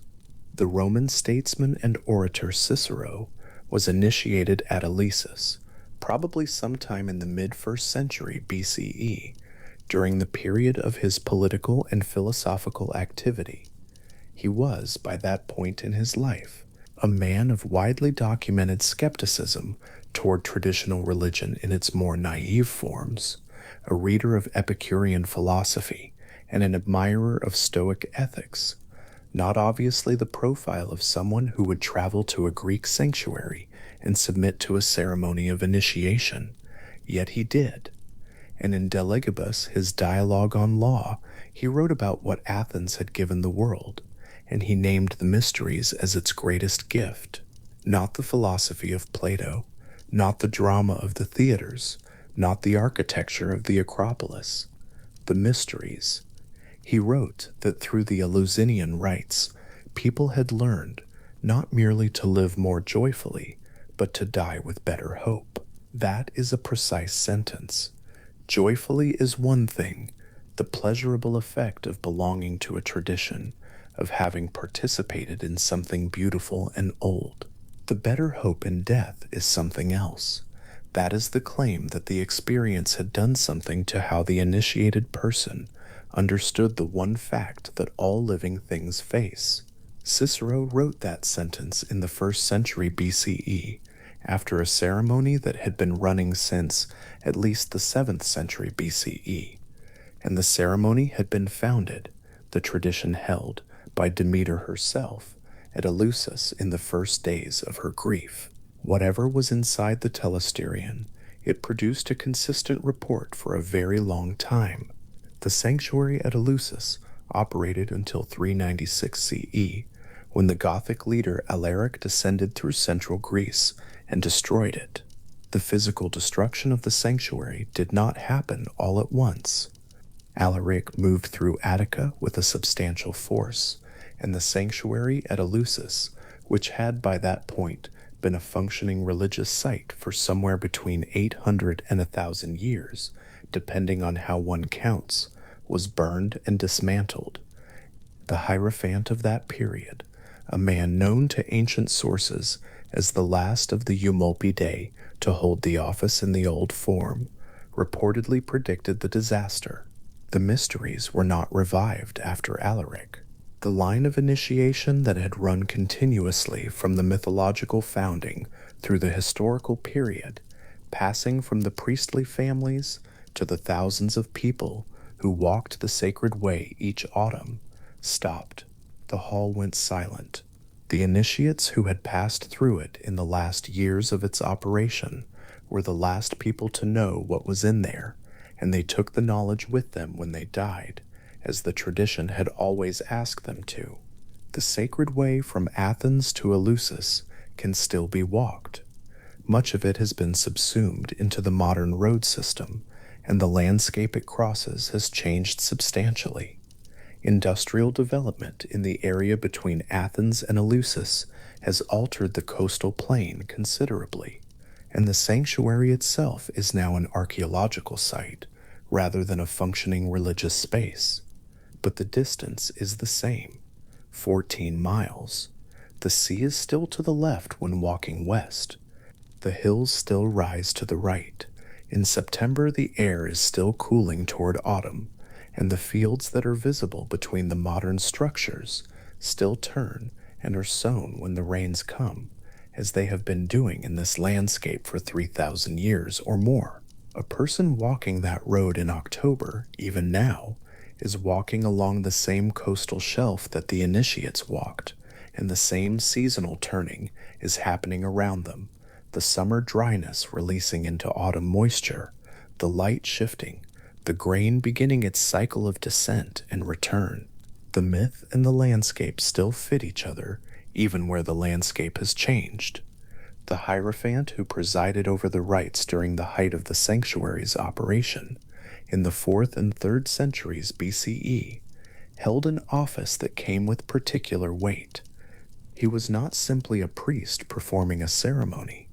The tradition held that in the central moment of the rite, when the Hierophant opened the anaktoron and displayed what was inside, something genuinely occurred, not a representation or a symbol of divine presence, but an actual relationship between the human participants and the divine reality the ceremony addressed. The goddess whose grief had founded this place, whose instruction had established these rites, was understood to be present in some form in what was shown. The Hierophant's role was to be the intermediary, the one who made the showing possible, the voice that spoke what was spoken in the darkness of the hall, while the initiates sat on the stone steps, cut into the walls, and waited to behold. The large hall, even when full of thousands of people, was not lit by torches throughout. At certain points in the ceremony, the lights were extinguished, and whatever happened next happened in darkness or near darkness, before what was shown. The contrast between the dark and the light, the extinguishing and the sudden revelation, was clearly deliberate. It was a controlled enactment of the central structure of the myth, the descent into darkness, the period of absence and grief, and the return that made the field green again. Whatever the content of the inner rites, their structure followed the shape of the story that had sent Demi walking across the surface of the earth for 9 days in the dark, carrying torches, looking for what had been taken from her. The festival's influence did not stay within the bounds of the Greek world, as it existed in the classical period. When Alexander of Macedon's conquests spread Greek language and Greek cultural forms across a vast territory, stretching from Egypt to the borders of what is now Afghanistan, the Eleusinian tradition traveled with them, not as a transplanted ceremony. The mysteries remained at Eleusis, remained specifically Eleusinian, not exportable to other locations, but as a frame of reference, as a set of ideas and images that became part of the broader cultural conversation of the Hellenistic world. And in the Hellenistic world, in the kingdoms that formed after Alexander's death, there was a particular interest in placing Demeter alongside Isis, the Egyptian goddess, who had also searched for a lost beloved Osiris, her husband killed by Set and dismembered, whose pieces Isis gathered across the length of Egypt before restoring him to a form of life. And in seeing these two figures as related expressions of the same divine principle, the principle of the mother who goes into grief and emerges with the power to renew. The Ptolemaic rulers of Egypt, who were Macedonian Greeks governing an ancient Egyptian kingdom, actively promoted this identification, and it served both traditions well, giving each a wider reach across the Mediterranean world. What is quiet and worth staying with for a moment is the specificity of what was built at Eleusis. People who had been through an intense 9-day ceremony involving fasting and walking and ritual bathing and collective procession, and at its culmination, something seen in a large stone hall in the dark, came away from it consistently reporting the same effect: a changed relationship to death, not immunity from it, not information about it in a doctrinal sense.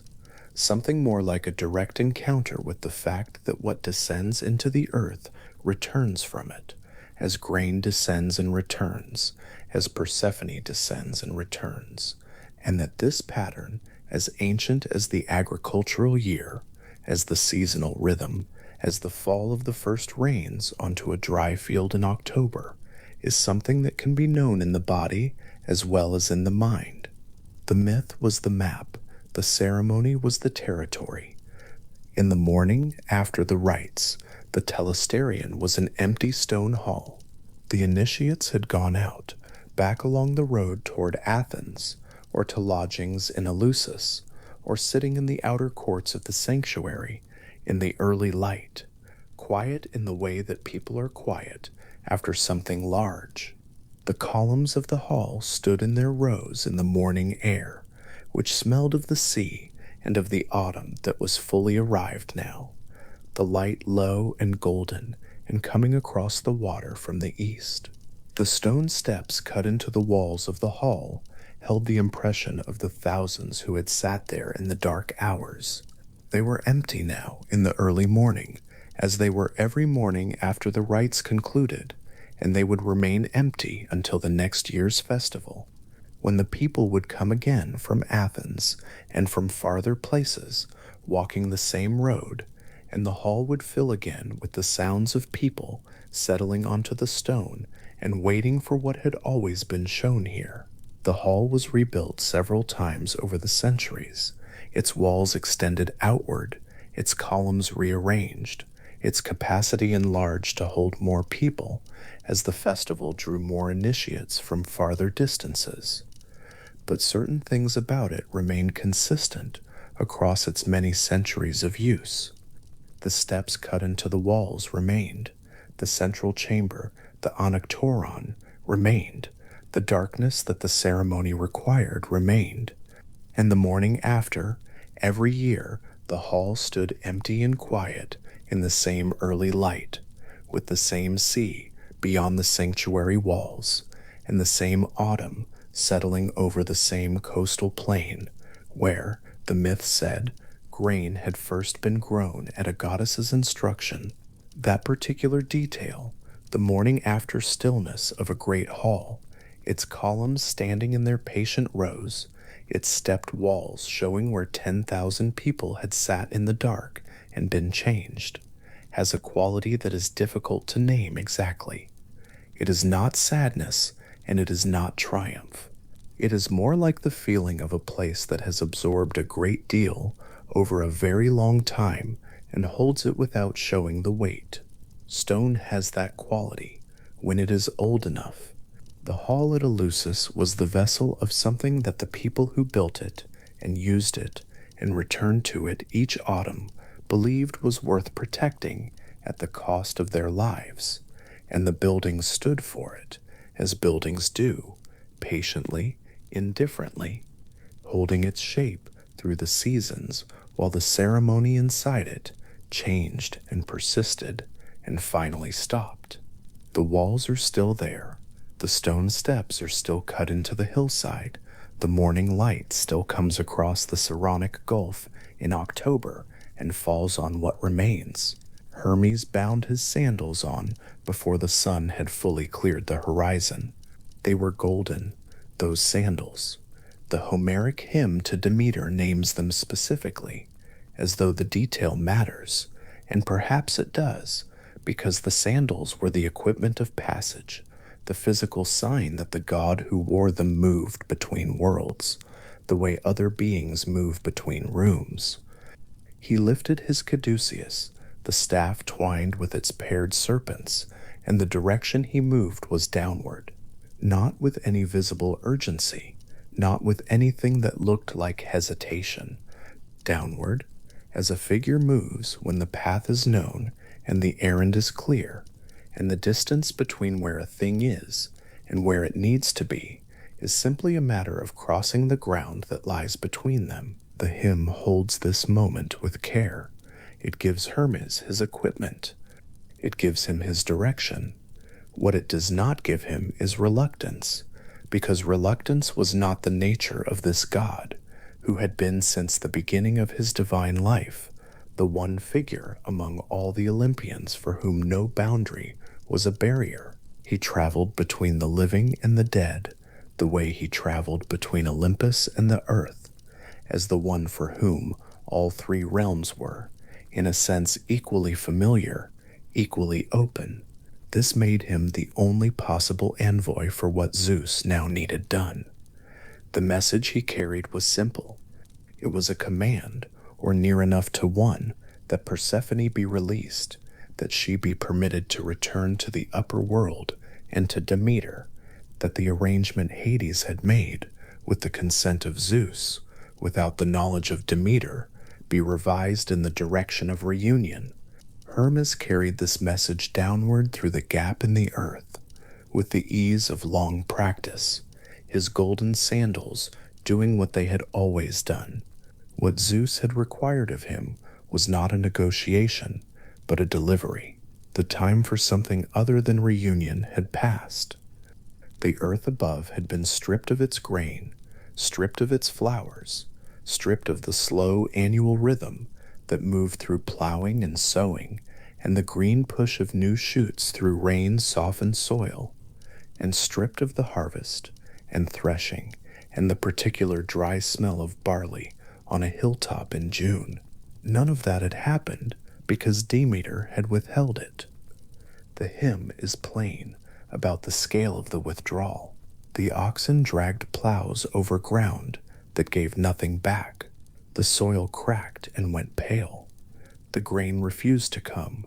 What Demeter held, she held absolutely, and the world had understood by now that the terms of the upper world were not fixed independently of her goodwill, that the earth's fertility was not a property of the earth alone, but something she maintained, something that required her presence and her willingness, something that did not continue on its own in her absence.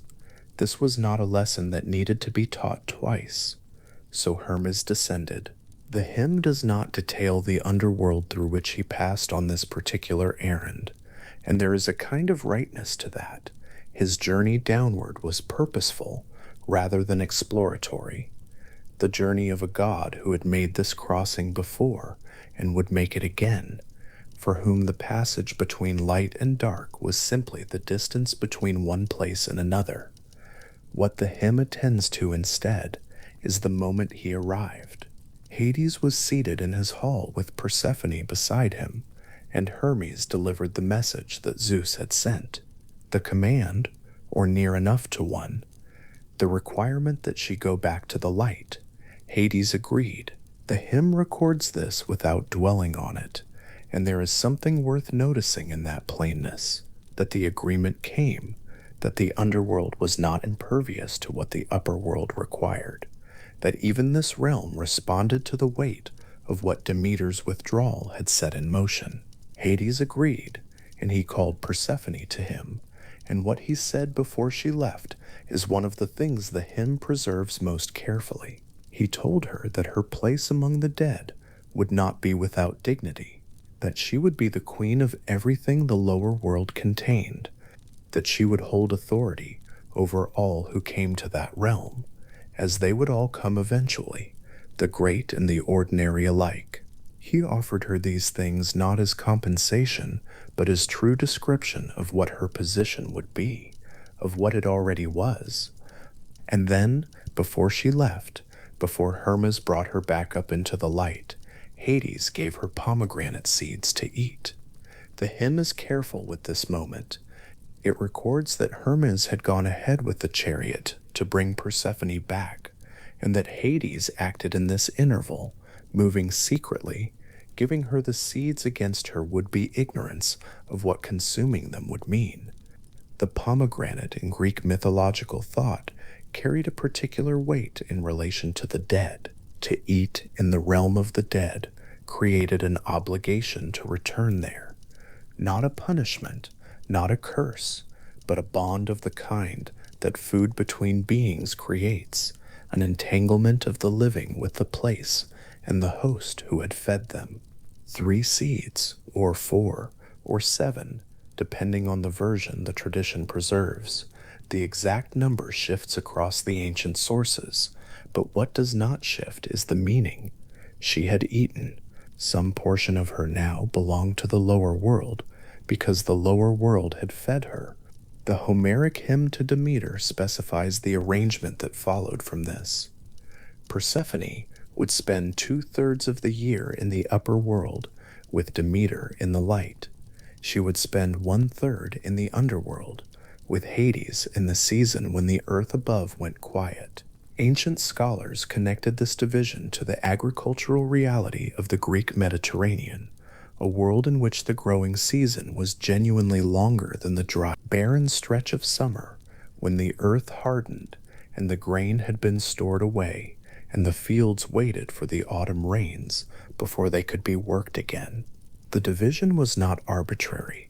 It mapped onto what the land actually did, year after year, in that particular region of the world, the long stretch of growing, the shorter stretch of waiting, and then the return of rain and plow and the slow green arrival of new shoots.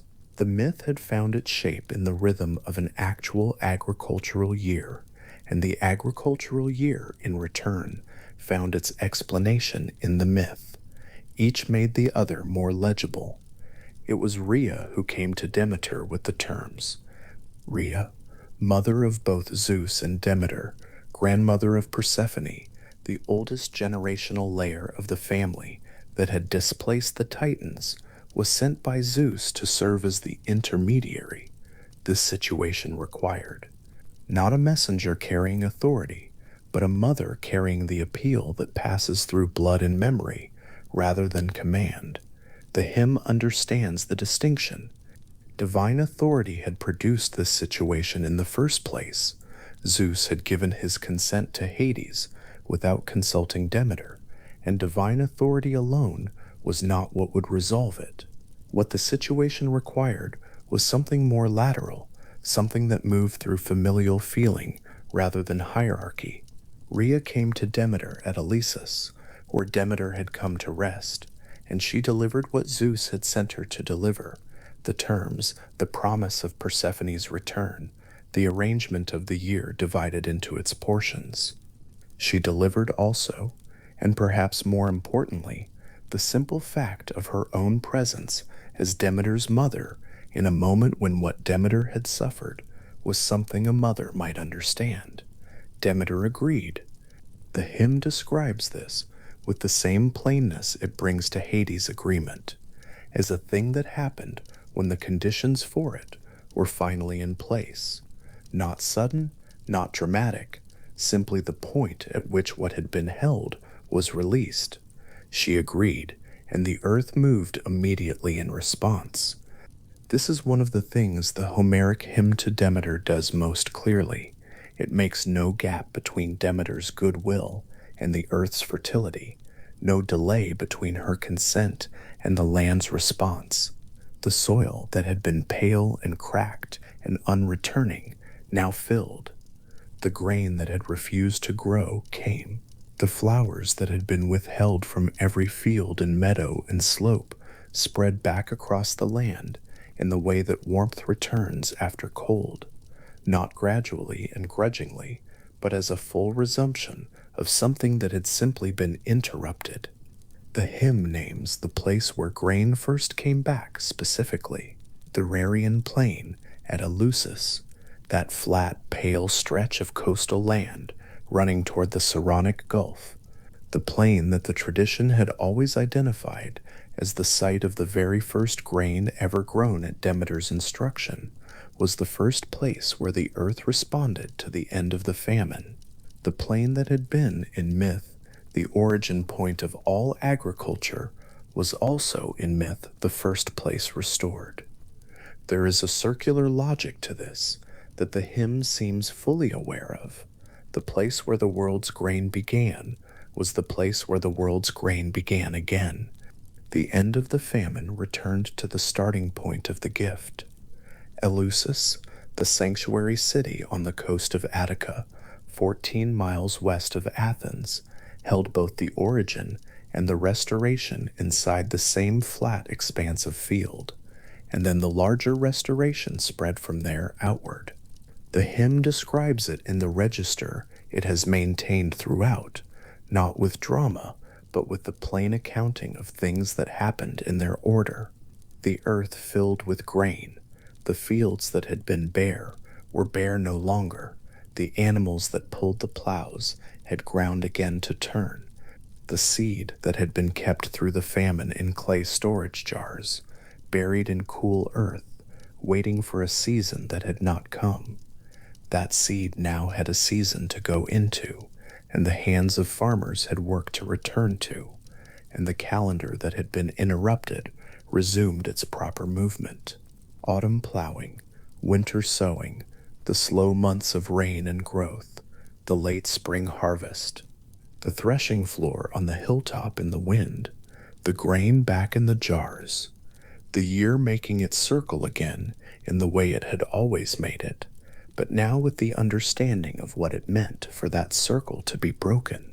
The Ptolemaic rulers of Egypt, in the centuries following Alexander's conquest of the known world, found in Demeter a figure they could set beside their own Isis. gone in.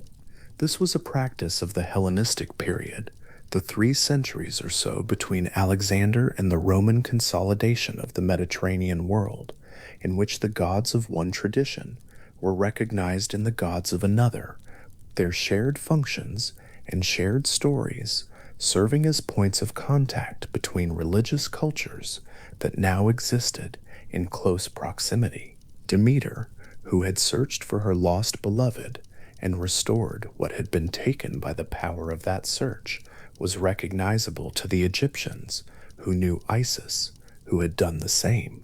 2 mothers, 2 losses, 2 restorations, 2 myths in which the withdrawal of a goddess's goodwill from the world had consequences that the world could not absorb, and in which the resolution required the return of what had been taken and the renewal of what had been withheld.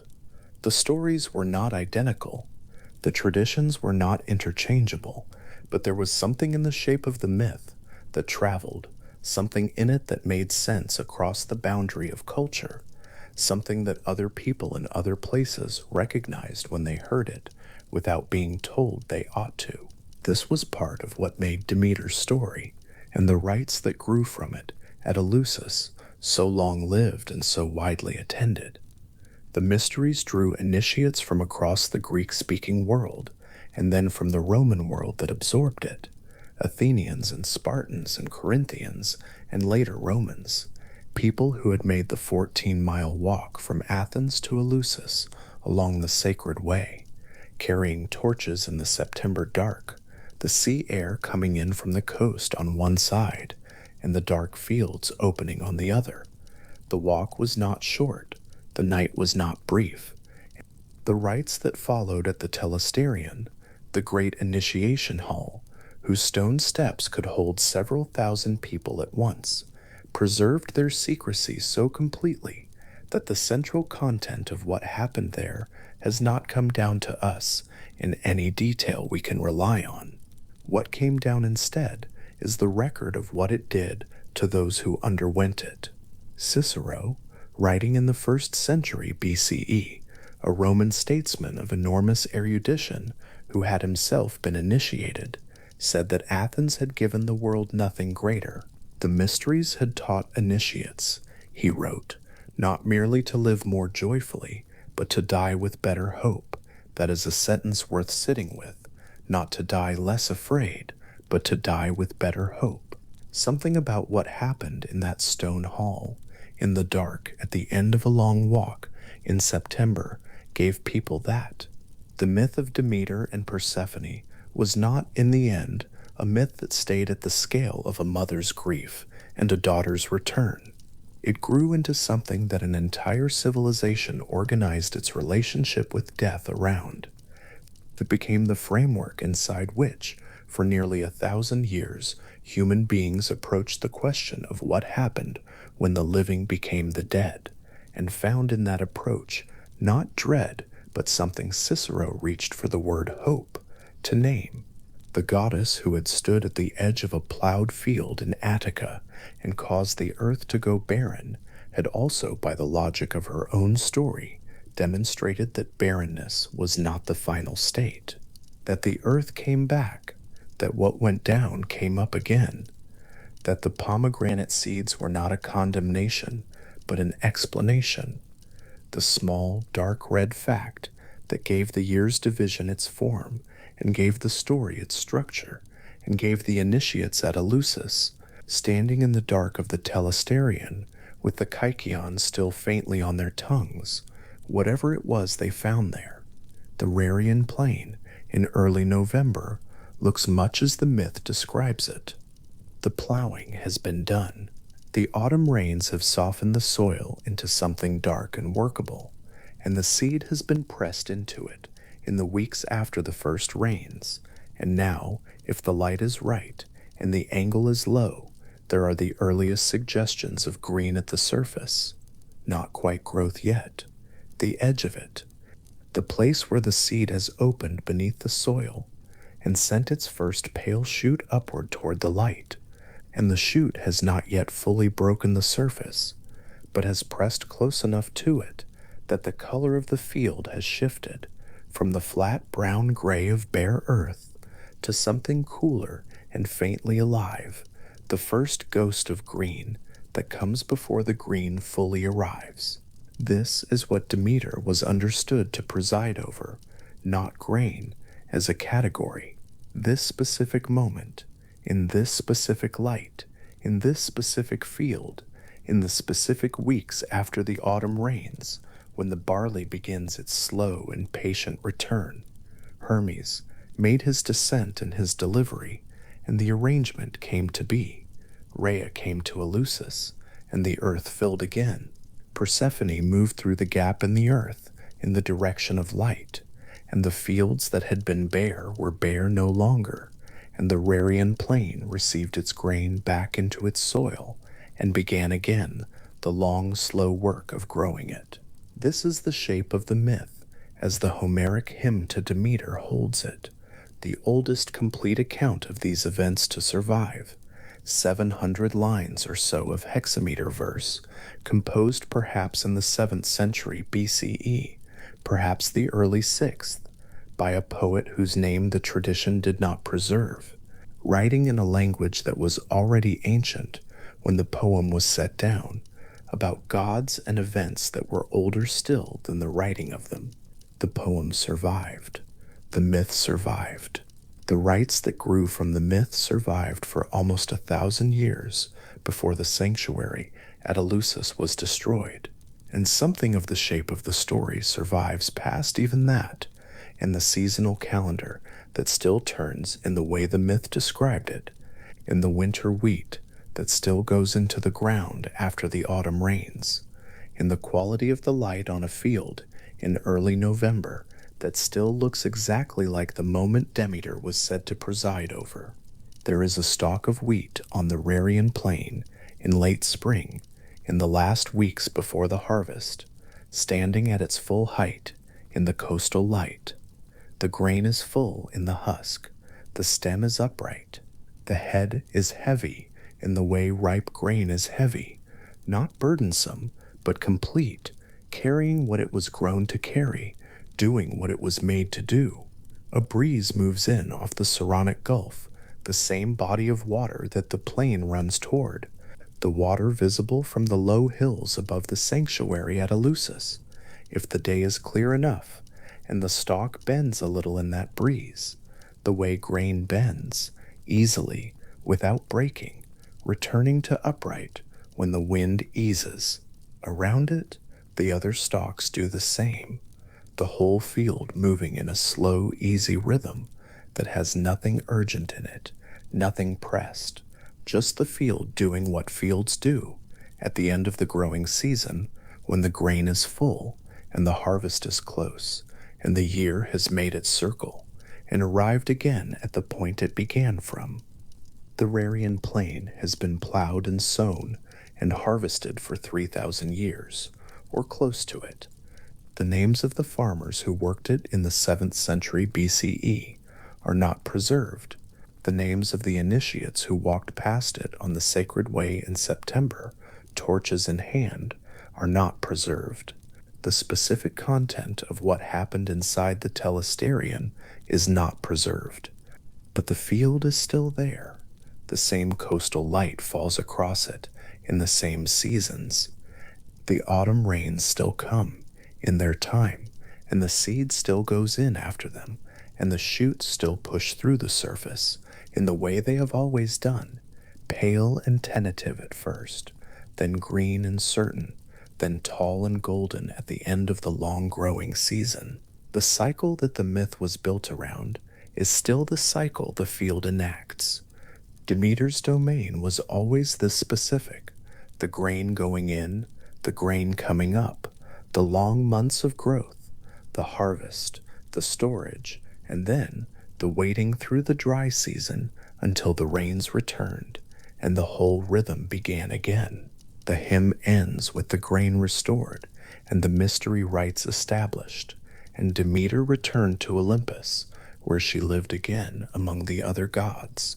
It ends with the world back in its proper order, not the order that existed before the abduction, because the abduction changed things, established the annual division that had not existed before, made permanent the pattern of departure and return. The order that followed the resolution was a new order, one that contained within it the knowledge of what could happen when the goddess withdrew, and the knowledge that she had not withdrawn permanently, and the knowledge, the particular and valuable knowledge, that the grain stored in the clay jars through the summer was not merely grain awaiting the next planting, but something that carried the whole structure of the myth inside it. What the earth gives, and what the earth withholds, and what it gives again. A clay storage jar is buried to its neck in cool earth in a storeroom somewhere in Attica. This is the end of the harvest cycle. The barley has been threshed and cleaned and poured into the jar, and the jar sealed, and the whole thing settled into the earth, where the temperature is steady and the grain will keep. It is full.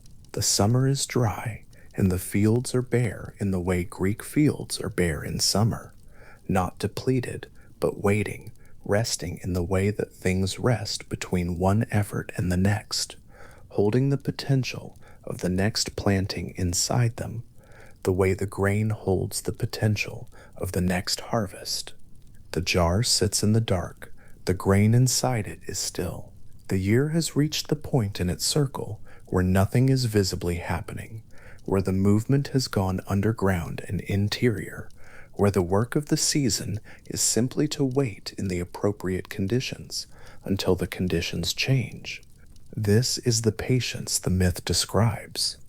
Not a passive patience, not the patience of something that has given up or stopped caring, but the particular patience of something that knows the rains will return, that knows the plowing will follow, that knows the seed it holds will go back into the ground, and the ground will do with it what the ground has always done, and the shoots will appear in the weeks after sowing, in the way they have always appeared, pale green through dark soil in the cool of early winter. The jar holds what it has been given. The earth holds what it has been asked to hold. Demeter holds the whole of it, the gift and the withholding and the return and the waiting. In the open hands, the artists of the classical period carved around a sheaf of wheat, heavy-headed and tied at the middle, the grain still leaning toward the center as though it knows where the weight of it belongs. The myth is not finished when the hymn ends. It continues in the field, in the jar, in the quality of the November light on an Attic plain, in the walk from Athens to Eleusis at night in September, with a torch in the hand and the sea on one side, and the dark fields opening on the other. In Cicero's sentence about dying with better hope, written 2,000 years ago by a man who had made the walk and drunk the kykeon and sat in the stone hall among the thousands who had come from across the known world to receive what Demeter had instructed the kings of Eleusis to offer. What she had instructed them to offer was not described, and not preserved, and not available to us, but the fact that people came for nearly 1,000 years, and that they left with whatever Cicero called better hope, is preserved. The tradition holds it. The tradition holds the whole shape of it, the grain giver, and the first green shoot, the plain of Eleusis, and the sacred walk, the kykeon in the ceramic cup, the initiation hall in the dark, and somewhere underneath all of it, the simple image the myth begins from, the image it always returns to, a field in early November, the rain just finished, the soil dark and ready, and at the surface barely visible, the first pale suggestion of green, where the barley has begun. The coastal breeze moves across the Rarian plain, the wheat stalk bends and returns. The field does what it has always done, in the light that has always fallen here, above the Saronic Gulf, on the edge of the sanctuary at Eleusis, where Demeter sat by the well and accepted the kykeon and began the slow movement toward the resolution. The myth was always carrying inside it. The season turns, the grain fills, The year makes its circle in the way it has made it for as long as the tradition has been telling this story, and the story has been telling it for long enough that the beginning is out of sight behind us. Somewhere in the oldest layers of what the Greeks knew about the world and what they needed the world to mean, what remains is the field. What remains is the grain in the field, golden headed, full, bending in the coastal breeze, and the knowledge that the roots of it go down into the same soil that has been receiving seed since the first plowing on this plain, and that the same rain will come again in autumn, and that the shoots will appear in the same weeks they have always appeared, and that the whole long rhythm of it, the growth and the harvest, and the storage and the waiting and the growth again, continues in its quiet, unhurried, patient way, as it has always continued, as Demeter was always understood to ensure that it would. The torch is set down, the field is still,